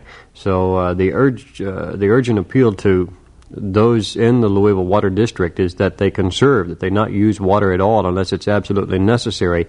But if it is necessary, the water that is available is safe. Very good. Bob? One point, Milton, before I go, and that is that apparently during the early part of the broadcast, or perhaps more recently, there was some question as to where people should report if they wanted to volunteer tomorrow morning. It is to the County Works Department station at Hubbard's Lane and US 42. Brownsboro Road. You were familiar with that area, Milton? Yes, that quarry. That's right. Where that's one of the stations where you take your leaves. That's right. It's a recycling center, too. People in the East End should know where it is. It's just off Brownsboro Road, US 42, on Hubbard's Lane. And if you want to volunteer, we are told by a chap who was listening to you and made a series of inquiries that produced this information, the place to go, and that's right off the Indian Hills area. I wonder if that is the A district that we had. It used to be at one time, but they are now located a little bit further east, I believe, on it's just off Shelbyville Road, and in the confusion of all this, the name of the street escapes me. It's not important tonight, but it's further east. Thank you, They Bob. used to be there. Byron? Milt, a quick note. Glenn Baston mentioned that we are fortunate in one respect, and that is that our water supply is, at least what we have now, seems to be pure. However, an unofficial source in Brandenburg, but a gentleman who probably should know, told me earlier this evening that Brandenburg's water supply seems to be contaminated, and there apparently is some danger there. So we'll be getting, hopefully, some good reports out of Brandenburg come daylight. And we hope to be able to straighten out some facts and help out some people who are very concerned about their relatives around Brandenburg. Thank you very much, Byron. Hello. Come in, please. Yeah, this is John Daly. I'd like to know if Philip Morris will be working tomorrow night. I don't have any direct information, sir, but I would doubt it. I think until the water situation is cleared up, people are going to be an industry is going to be on a holding pattern. But I can't honestly tell you that I know for sure. Do you know if the banks will be open or not tomorrow? Well, we have no word about that. I'm sorry. Okay, thank you then. Thank you. Hello, Metz here. Come in, please. This is McGarry, and I just came from emergency duty off of King's Daughters and Sons home. There's a damage is extensively, and the roof is off of the new part of the building. Trees are uprooted. There is no one hurt. And a number of the patients' relatives have called me since I work over there, and I thought I'd better tell you that everybody is safe, and they've been moved to a safe area. How good of you to call. Now, what is the exact location of King's Daughter? On Stevens and, it's just south of Eastern Parkway, 1 block. I can't think of the name, but it's just off of Newburgh on Stevens.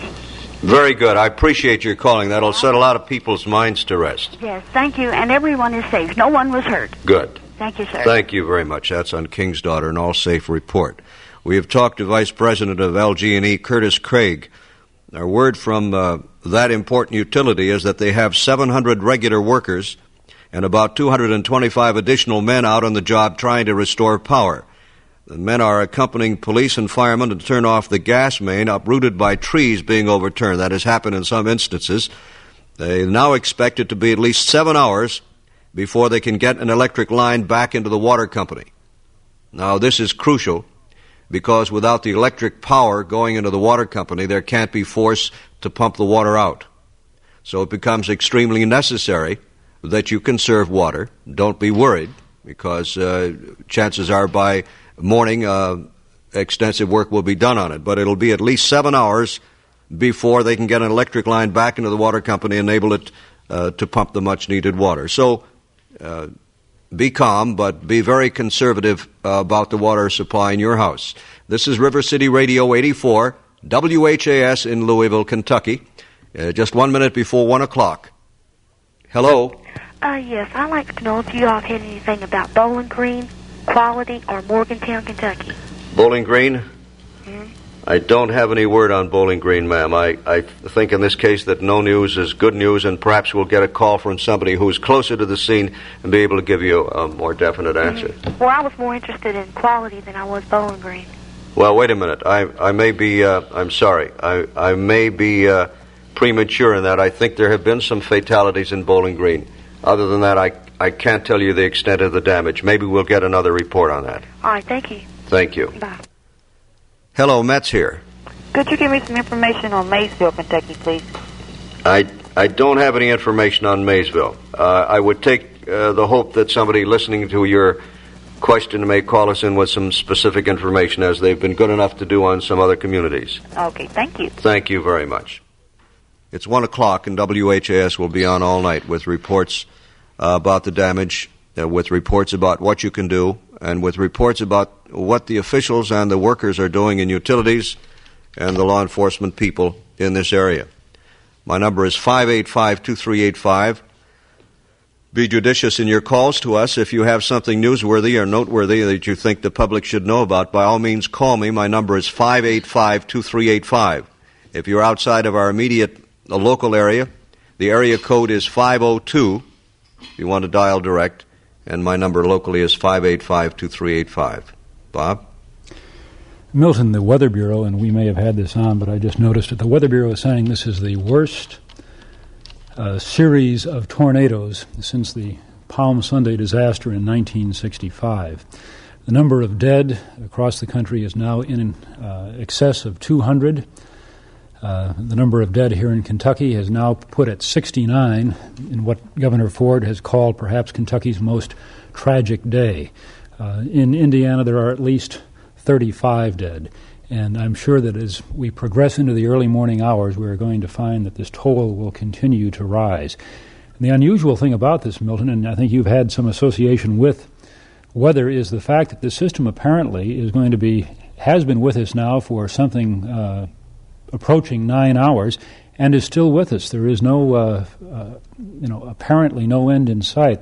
A continuous stream of severe weather warnings, of tornado warnings, has come across our weather wire for our part of the country, not necessarily for Louisville and Jefferson County specifically, but you see it for Tennessee, you see it for portions of Kentucky, and the unusual thing is that this system has not moved on as these systems usually do. It continues to spawn new storms. When you look at the geographical spread of it, it's frightening in a way because of its magnitude. Here you have all the way spreading from Indiana and Illinois and Ohio in the north as far south as Georgia and Alabama, and even fatalities. even into Canada.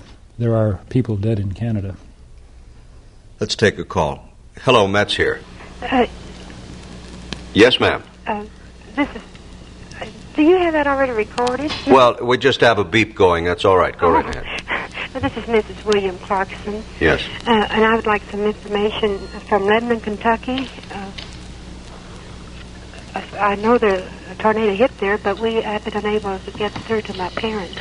I don't have anything more specific on that. All I can say is that maybe, Bob, do you have any word on Lebanon? I did not hear the Lebanon. No, we do not. It is very difficult to get any telephone communication with some of these areas, as you probably know if you've tried to get your parents. Yeah. And we all depend on the telephone for our contact with these communities, and it is. I would imagine that the governor is using the State Police shortwave radio network and similar means of communication to bypass this problem with the telephones. We just cannot give you any specific information. I heard some from Camelsville, and I think they're... you go through Camelsville to get Lebanon, which probably makes it worse, as far as getting through. But... do you think there'll be... will you be on all night? Yes, ma'am. The rest of the morning? Yes, undoubtedly we'll be on all night. Well, if you get any information from there, will you put it on the... Yes, if we have anything specific, and I would not hold out hope for you that we would have anything soon from those areas. Now, if there are people in Lebanon who would perhaps be able to get into us with some information, we'd be happy to hear from them.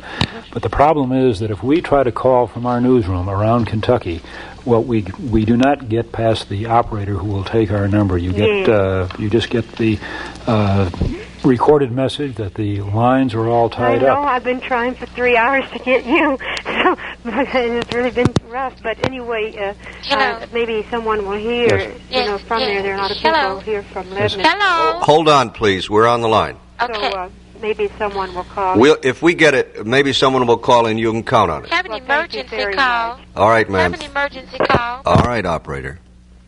Come in. What happened to that? All right. Let's backtrack a little bit. We had received word that it will be at least 7 hours before the utilities are able to restore an electric line back to the water company. Until that happens, there will be no power to give impetus to the pumping and enable us to have water. So you are asked, on the one hand, to conserve water, be calm about it, because it won't be too long in a matter of human urgency before you get water. But the other thing is that you are asked to turn off your hot water heater. And we want to go over the procedure again because it's a simple one, and this will help protect you and your water heater. Dave Kiefer has been good enough to come in. And Dave, you have... information. Once again, would you repeat on the easy steps on turning off a water heater? Well, Milton, we had a call from a man who thinks that we're perhaps creating undue concern about this issue. He says that, after all water heaters are designed such that the water both goes in the top and comes out the top. And if there is no pressure, the water that's in the tank is simply going to sit there. It doesn't drain out or anything. It has to be pushed out, and it goes in the top and comes out the top. And if there's no pressure, the water that's in the tank is just going to remain there.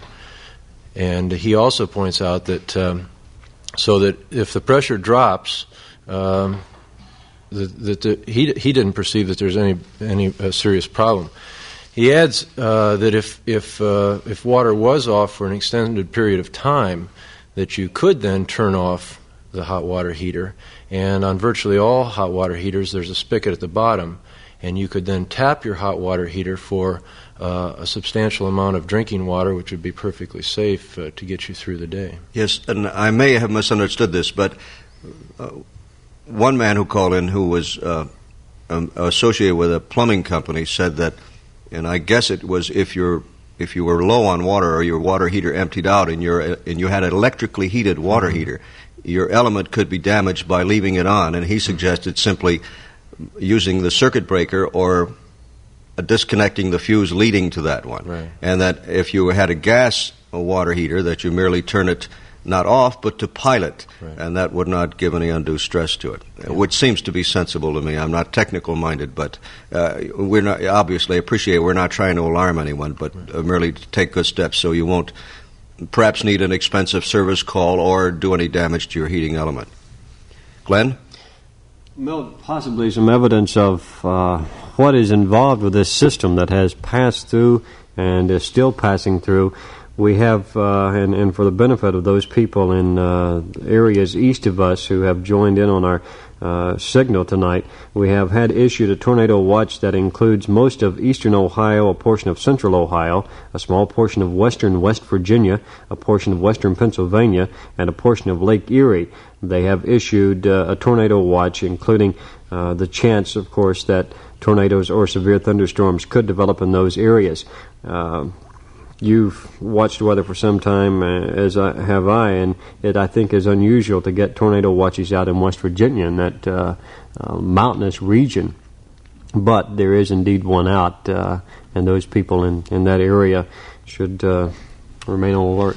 They may very well be hearing us. It is true, and oftentimes tornadoes, even as powerful as they are, beat their power out against mountains and rugged country of that kind. But this seems to be almost to defy some of the, even the erratic laws of tornadoes, unpredictable as they are. 585-2385. Hello?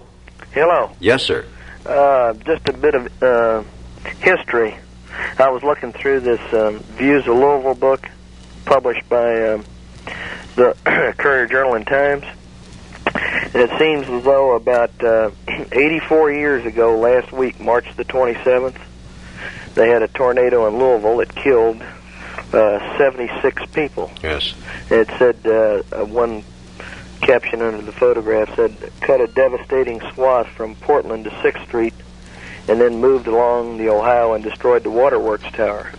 And it seems kind of ironic that they were just putting up the tower at the foot of Zorn Avenue and building a pumping station there and to pump the water up to Crescent Hill before they had built the reservoir up there, and that this tornado had come along and just completely wiped it out too. I had known about that one, but I didn't know that how, as you say, put it so well, ironic it is that it hit again a prominent water company landmark. Mm-hmm. It just wiped it out. And then looking through these books, these pictures here in this book, and after seeing what was on television tonight, it's basically the same thing. I guess you've seen one tornado, you've seen them all, unless it really it kind of smacks you right in the face. If you never think that you would see a Louisville scene that you had seen only in some other place, as we have seen on the screens tonight. But it ripped the heck out of Main Street, and there's 15th and Chestnut, 10th and Market, 8th and Main, 9th and Main. It's just all just torn up. And of course, these old pictures are with streetcars pulled by horses and people standing around among the rubble, and it makes you look. It looks kind of like a war picture, is what it looks like. I remember seeing those pictures. Thank you, sir, very much. Right. Bye. Good night. 585-2385. Hello. Milton? Yes. You were wondering where A District was. It is on Whips Mill Road between Shelbyville and LaGrange Road. Right. I've been informed that it's 9700 Whips Mill Road. Right. And for the place for volunteers is the County Works at Hubbard Lane and 42. Right. Another thing I want to ask you, you were talking about what to do with gas heaters and electric, heat in the house. What do you do? We live a quarter of a mile off the road in a farmhouse, and we have a tank of propane, and we have space heaters in here. Do you do the same thing with the space heaters, turn them on pilot? Come on. I feel like I'm doing Jeffy's trivia here.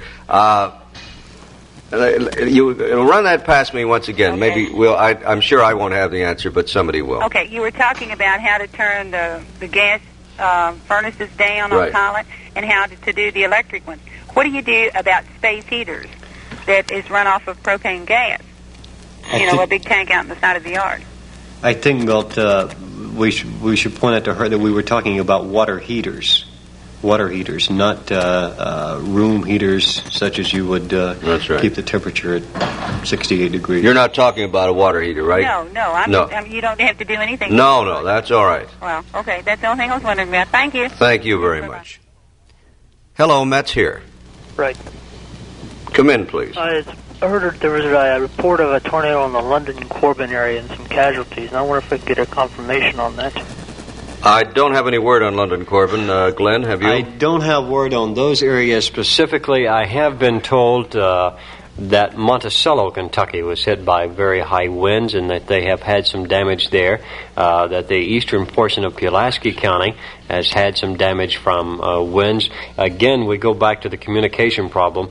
It is not one of the people in the communication area and in the telephone area not being able to cooperate with us or not cooperating with us. It's that they cannot. Simply, the circuits are either busy or the storms, which were not selective at all today. They've hit just about every area you want to mention. And that they have eliminated the capability of communication. So we are having some difficulty in getting information from areas such as those in southeastern Kentucky, even in Frankfort. Thank you very much. Okay, thank you. We got an interesting call. A gentleman called to say that the Kentucky Educational Television Network is giving some pertinent information on channels 48, 61, and 21 about damage and injuries in communities around the state. Apparently they've got some kind of a hookup via the Frankfurt authorities, so that should be helpful. Another closing, Country Day School will be closed today. We learned that the headmaster's home was destroyed this afternoon. One would hope that nobody was injured there, though we have no report on that. Byron? Milton, about the Kentucky School for the Blind, a spokesman called to say that parents will be pleased to learn that there was no damage, the children are all safe, and we have some good friends there, so we're pleased to hear that information. 585-2385. Hello. Yes, I'd like to know if you have any information on Hartford or Webster, Kentucky. I would have to say no. It's possible somebody listening may have some first-hand information. Okay. It's difficult to get specifics when communications are as bad as they are. All right, thank you. Sorry. Thank you. Hello.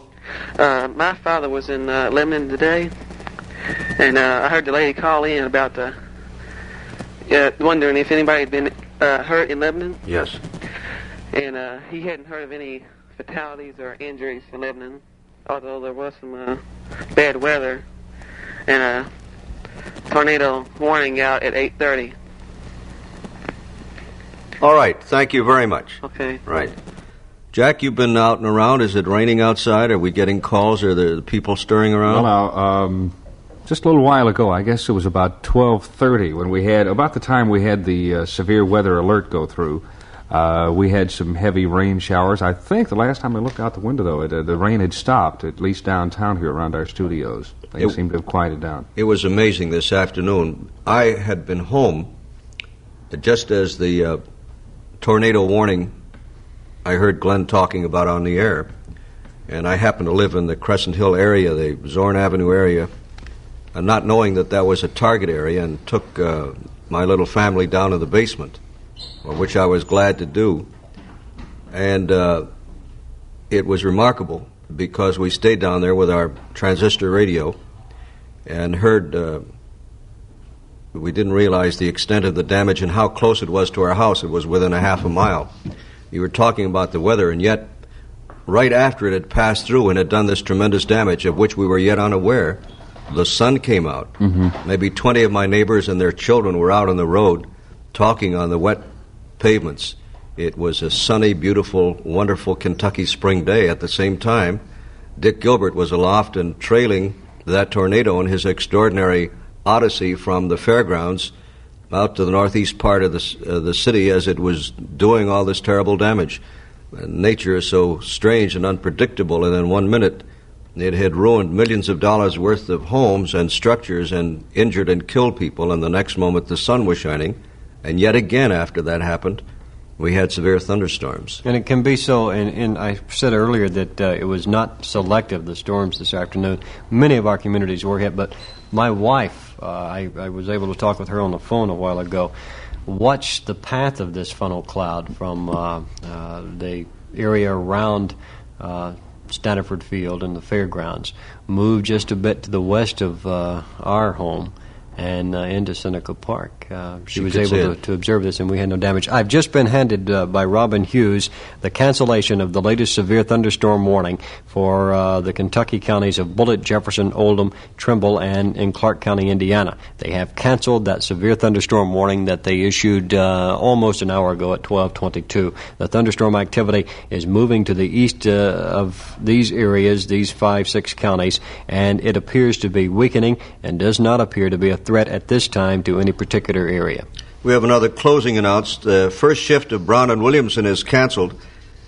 Employees have been asked to keep listening to the radio to find out about later shifts, but at this time, the first shift of Brown and Williamson has been canceled. 585-2385. Hello. Milton, this is Marilyn Banks. Yes, ma'am. I'd like to know if you know if Bishop Packing Company is going to be working. We have received no word about that. I would think that in that kind of a plant, that is, it would find water would be essential to that. I would think it'd be very chancy that they would, but I'd hate to give you a definite answer. Okay, about this curfew, they have to be at work before 6. Would you be picked up? Well, you would probably be questioned, I suppose. They tell us that you should not be out there and use your common sense before 6. But it would seem to me, I don't know too much about the packing industry, but I would think that water would be an essential part of any industry, and I doubt if the water will be on by that time. And what about the County Board of Education? Will they be operating tomorrow? Well, I know about the board. The schools are closed. Well, my daughter works at the board. She just wondered. So, thank you so much. You're welcome, man. Bye. Hello. Hello, sir, yes. 2 on this time. Right, okay. No, I was just calling in reference to that guy that said to turn off your water heater. I agree with the second guy that it's not really necessary. I think it would, cause more problems to some people right now. It's got a lot of problems as it is. Okay, I guess it wouldn't hurt to turn it to pilot, though, would it? I'm talking about the electric one, really. But the gas one, I don't see where it would hurt that. But the, as they say, you're not going to lose any water.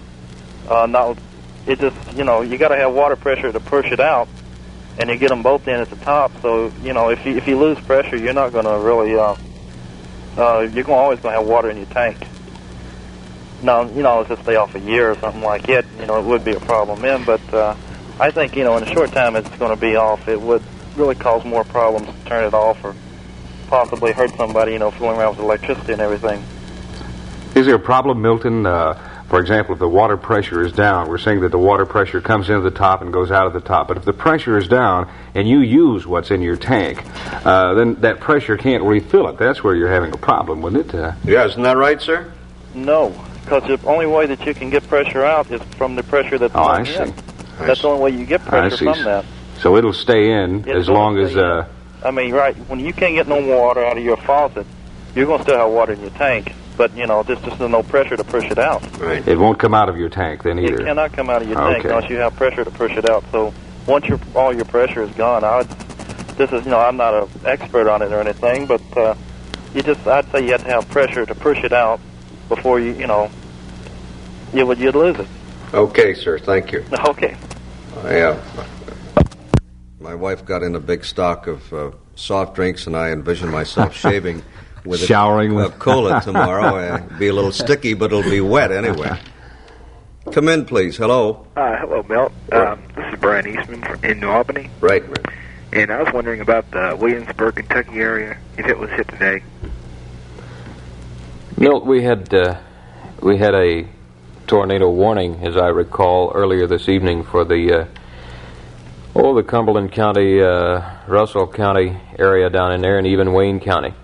Do you know if a tornado did touch down in there? I would doubt it, because by this time I would assume that we would have had some information out of the areas. Okay, thank you very much. Thank you, sir. Hello, this is WHAS. Come in, please. This is Mrs. Tony Saylor. Yes, Mrs. Saylor. And I have relatives in the Irvington and Brandenburg section, and we were down there checking on them this afternoon. In Brandenburg? Uh-huh. Well, Irvington is on the outskirts between there where it was hardest hit. Yes. And there was really a lot of damage done there. And a lot of people was killed there. And, I guess you know about that. Yes, there were about 26, I believe, something like that. Yes, terrible were toll. Children, too. No, I didn't know that. Yeah, well, there was quite a few little ones. And, but from what I understand, Brandenburg downtown is completely wiped out. And, that's what I've gathered. Did you see it, or were you only near it? Well, I was down there after it, but my family and my husband's family was in it, and their homes were completely demolished. And it's the second time for them. They've been in one once before and lost everything. Nobody was hit worse than Brandenburg. It's a tragedy indeed. Thank you for keeping us informed. Okay, thank you very much. Thank you, ma'am. Our number is 585-2385. Ordinarily, we would have the Herb Jepko show on with his phone-in from around the nation. But because of the enormity of the situation caused by the tornadoes, WHAS is going on with its own special programming and taking these calls and bringing a newscast about what's going on in connection with it. Glenn Baston? I've just had a conversation with a doctor in Boyle County who has been at the hospital there. He tells me that they have had maybe 30 people in Boyle County reported to the hospital for injuries. They did record one fatality. The area hardest hit in Boyle County apparently was the Junction City area in the vicinity of Airport Road. Outside that particular area, Boyle County itself seemed to escape major damage, although there were some locations here and there throughout the county that had some wind damage. Is our thunderstorm situation over here? Did we get Quite honestly, Milt, I couldn't tell you. I haven't glanced outside. We did have the lifting, of course, of the latest warning that we had in effect for the immediate metropolitan area, which included Clark and Floyd County in Indiana and Breckenridge and Meade and Jefferson in Kentucky. That was issued about an hour ago, a little over an hour ago, and 3 or 4 minutes ago they did lift that, so it is no longer in effect. Hello? Hello? Yes, ma'am. This is Deanna Golightly. I want to know about what's happening to Eastern Kentucky University. Eastern Kentucky University is in fine shape. It made it through the storm unscathed. Ah, thank you. Mm-hmm. Thank you for calling. Okay. Right. We want to let you know that WHAS will be on the air all night long, that we are in communication with all the important officials at the Weather Bureau, at the state capitol where the governor is on duty and where he's expecting a federal emergency aid specialist to arrive early in the morning hours. We will give you all the reports that we have coming in from the news and weather wires and from our reporters who are on the phone and in certain field positions around the community. We will bring you these reports that we're getting from people who are calling in tonight. So we ask you to stay tuned for the latest information. We're 84 on the dial. Byron? Milt, we almost have to talk about basketball here, I suppose, because there was a game scheduled for last night, the night we are experiencing now, rather. The Kentucky Colonels have announced a new ABA East Division playoff schedule following the tornado, which touched down in Louisville last night. And it, as a matter of fact, damaged the playing quarters at Freedom Hall. Took 3 huge chunks out of the roof at Freedom Hall and left the floor in a state of disrepair. The Colonels won the first game, of course, against Carolina Monday night in the best-of-7 series. Colonels owner Mrs. Ellie Brown described the situation as possibly the worst disaster in the city's history and said it was not an appropriate time to be playing basketball. The alternate schedule is as follows. Friday night in Greensboro, then Sunday at 2:10 p.m. at Convention Center in Louisville. Tuesday, April 9th in North Carolina at either Charlotte or Greensboro. Then April 10th in Louisville at Freedom Hall or Convention Center. And April 12th at Greensboro. April 13th in Louisville at Freedom Hall or Convention Center. That's the revised schedule for the Colonels Cougars playoff. Milt. Well, speaking about sports, somebody hands me a question. What about Hank Aaron in Cincinnati today? And you mean Thursday, and what about that? They opened today, of course, in Cincinnati. Opened the baseball season. Vice President Gerald Ford is there. Cincinnati, of course, had a lot of weather problems up there. Hank Aaron is scheduled to perhaps hit home run number 714. We haven't had any word. Byron has a lot of knowledge about the Cincinnati area. This 3-block area, Byron, that was destroyed virtually just across the Ohio River. What in relation to Riverfront is that? I would say, Glenn, that's probably possibly 4 blocks west of Riverfront Stadium, right along the river. And they're both, of course, right on the river's edge. But Riverfront Stadium is of pretty sound construction, and there's not too much to be damaged there unless it would be the turf in the infield. And occasionally they have water problems in right field. Pete Rose has fun out there sometimes sliding in left field and center. But I would assume that if all is well in Cincinnati tomorrow, providing they don't feel that it's so serious up there that out of reverence for what happened... How close is Xenia, Ohio? Xenia, Ohio is up the road a piece from Cincinnati, so I would expect that there's not much relationship between those two cities and the disasters in them. I would assume that if the weather's fine in Cincinnati tomorrow, there's no reason the game shouldn't be played. It's about the only thing that would outshadow Hank Aaron's accomplishments would be a weather catastrophe. We had a call in, someone asking about Morgantown, Kentucky, and a listener was good enough to call in. I would presume that she has the information that Morgantown, according to this call, did not suffer any damage, which is good information. Hello, come in, please. This is Mrs. Rapp, and I'd like to know if you've heard anything about Litchfield, Kentucky. Litchfield would be in the same general area, I would think. Of course, when we're talking about the Irvington area, we're not talking about an area too far away from Litchfield, really, are we? No, not too far.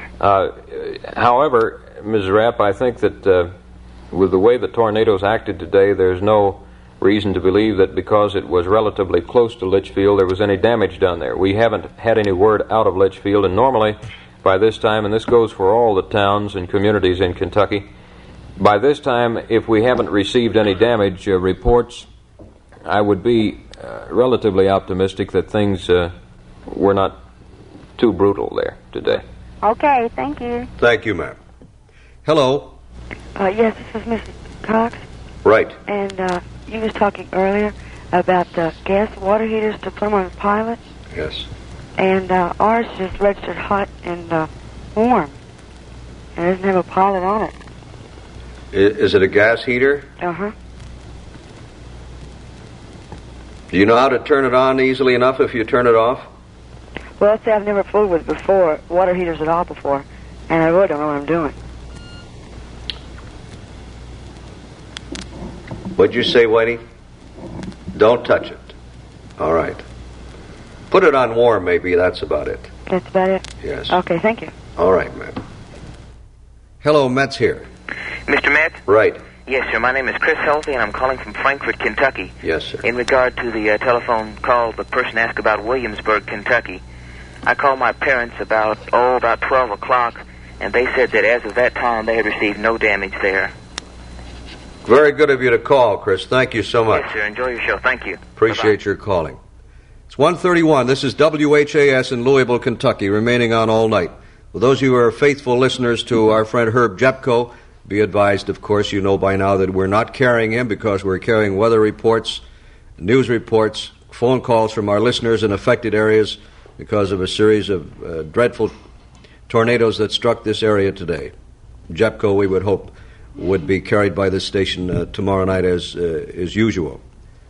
585-2385 is our number if you'd like to call with anything noteworthy. Meanwhile, we will give you the reports as we get them as they come in. Milt, go ahead, Jack. You were asking about the rain a moment ago. I just took an opportunity to step outside. I see a big, almost full moon up and just a slight breeze right now. No rain, at least downtown Louisville in our studios. Milt, I was going to say it's easy to feel the frustration of those who must want to know about relatives and are unable to reach them. I've had countless calls back in the newsroom from people who couldn't hear me say enough that I didn't think anything had happened. but of course I don't know for sure in specific towns that they've asked about. It's strange to me that one of the other employees at the station told me tonight that his uncle was killed here in Louisville today, or died from one reason or another after stepping outside to investigate damage and so forth. I received a call tonight that my wife's parents had lost a home, and it seems that when we are all affected that much here, the damage must be truly severe and widespread across the state. But I would hope that we would have some listeners still up tonight who could be able to tell us where one might get information on relatives in Brandenburg, for instance.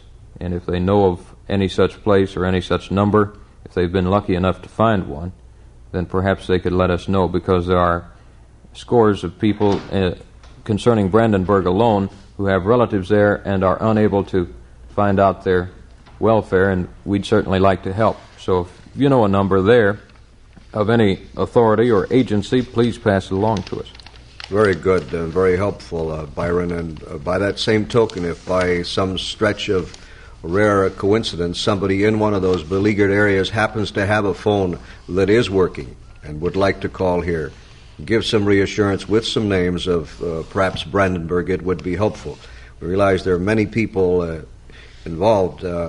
One harkens back to the history of this station of 1937 when the dreadful Ohio River flood took place, and people were reassured at that time also by individual phone calls identifying certain families as being safe and not to worry. And of course, when you were talking about thousands of people, you verge on the impossible. Nevertheless, where it is at all feasible, we will mention names and encourage you to report in safe, especially in the interest of keeping your family and your loved ones informed that you are in good shape.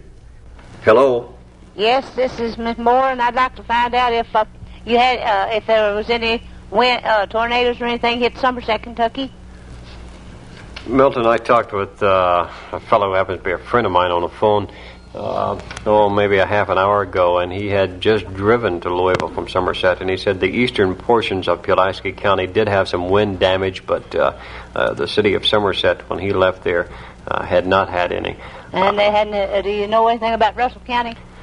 I don't have anything specifically about Russell County, but Monticello and Wayne County, I understand, did have a considerable amount of damage. They did have. I have people all over down in there. I live from down there myself, and I have my aunts, and I have an aunt in Russell Springs, Kentucky, and an aunt in Monticello, and I have a son, and my mother-in-law, and families in Somerset, Kentucky, and I just wondered if they got hit. I've been trying to get through to them, and I couldn't get no way to find out anything, and I hadn't heard nothing.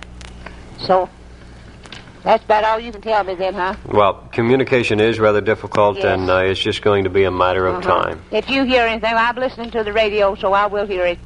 If you hear anything, well, let me know if you can. Fine. And okay, thank you. Thank you very much, ma'am.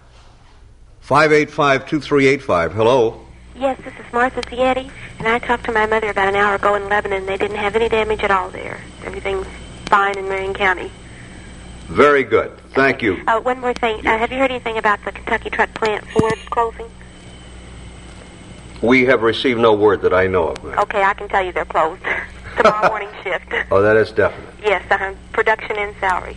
I would think until this water situation is cleared up that this would generally probably be the trend of things. Yes, it is closed. All right. Thank you very much. Bye. Right. Hello, Matt's here. I'm calling in response to the call you made for some number to get into Brandenburg. The name is Green. There's a toll-free number from Louisville that can be called, 587-8940. It's to an agency there that advertises in the Louisville area. I happen to be familiar with it because I've had some business with them. That may be of help to some people. You mean it's open at this time? It's a 587 exchange. I would imagine that's not affected by the phone difficulties here in the area. It's something that could be tried. Do you think there'd be someone at that end? There may be. I'm not sure. 587-8940 is the number. Very well. Thank you very much. Goodbye. 585-2385. This is what probably our scenario will be for the rest of the night. It's now about 22 minutes to 2. At 2 o'clock, we will join CBS to bring you a national roundup of the news. This story, I'm sure, will be their lead, but you'll get an up-to-the-minute report on what's going on around the world and the nation. We will then follow the CBS News, probably joining the Herb Jepko show until 5 o'clock this morning, with this reminder that we will continue to monitor the situation, and WHAS News will report and interrupt during the Herb Jepko program if and when it's necessary. We will then resume early steady broadcasting early this morning with closings of all kinds, a latest update on the information and any reports that we have. So stay with Radio 84. We will be on throughout the night with reports as they are necessary. Hello, Metz here. Hello. Mr. Metz? Yes. I'm from Shepherdsville, Kentucky, and I was wondering what the weather is for Bullitt County. We have been given tornado warnings and things like that, and people are scared to death and don't know what to do. Now, first of all, don't be scared to death. That's the main thing, to be calm. Well, do you know anything about Bullitt County and Shepherdsville? Well, Bullitt County's had a thunderstorm warning canceled. Canceled? Yes. Now, did you get any rain in the last hour or so? Yes, we did. Is it still raining? No, it stopped. Well, then we have nothing new on that, so apparently it's a very optimistic forecast. Okay, then. Thank you. Thank you, ma'am. Hello. Hello. I was wondering if all of the houses out in Meadowgate subdivision were without utilities. I don't know. Are you out there now? Yes, I live on Chadburn Court. It seemed like all the houses all around us had lights except our one court. And we've been out without electricity since 5:30. Well, I would just say that you must, wait until they fix it up. And perhaps somebody will call in and give some additional information on that. Okay, and also, have you all heard anything about the Green Springs area out on Brownsboro Road? Green Springs? They were very expensive homes also. No, ma'am, I don't know about that. What street is that on? Foxton Court, I believe. I really don't know. Maybe someone will know that. Okay, thank you very much. Thank you very much. Goodbye. Here's newsman Neil Boggs. Milton, I've just come from my own neighborhood, and I know every fragment of information can be reassuring to people who are shut off from what's happening. I live in the Rolling Fields section, which is just on the edge of Louisville proper in eastern Jefferson County. There is terrible destruction there, terrible devastation, but as far as I can find out, no one killed in that community. So for anybody who might have relatives or friends living in the Rolling Fields community, adjacent to Mockingbird Valley and Indian Hills, no one dead there. I'd like to add, I'm seeing a tremendous thing up there tonight. I've seen tornadoes before, and I haven't seen anything that equaled this in scope, and that includes the Indiana Palm Sunday tornado of 9 years ago. Certainly more deaths, but not in destruction. But the thing that has impressed me is the way that they have shaken off the paralysis that follows a tornado. All along that area, construction companies, I wish I had their names, and unfortunately I don't, have moved in on their own.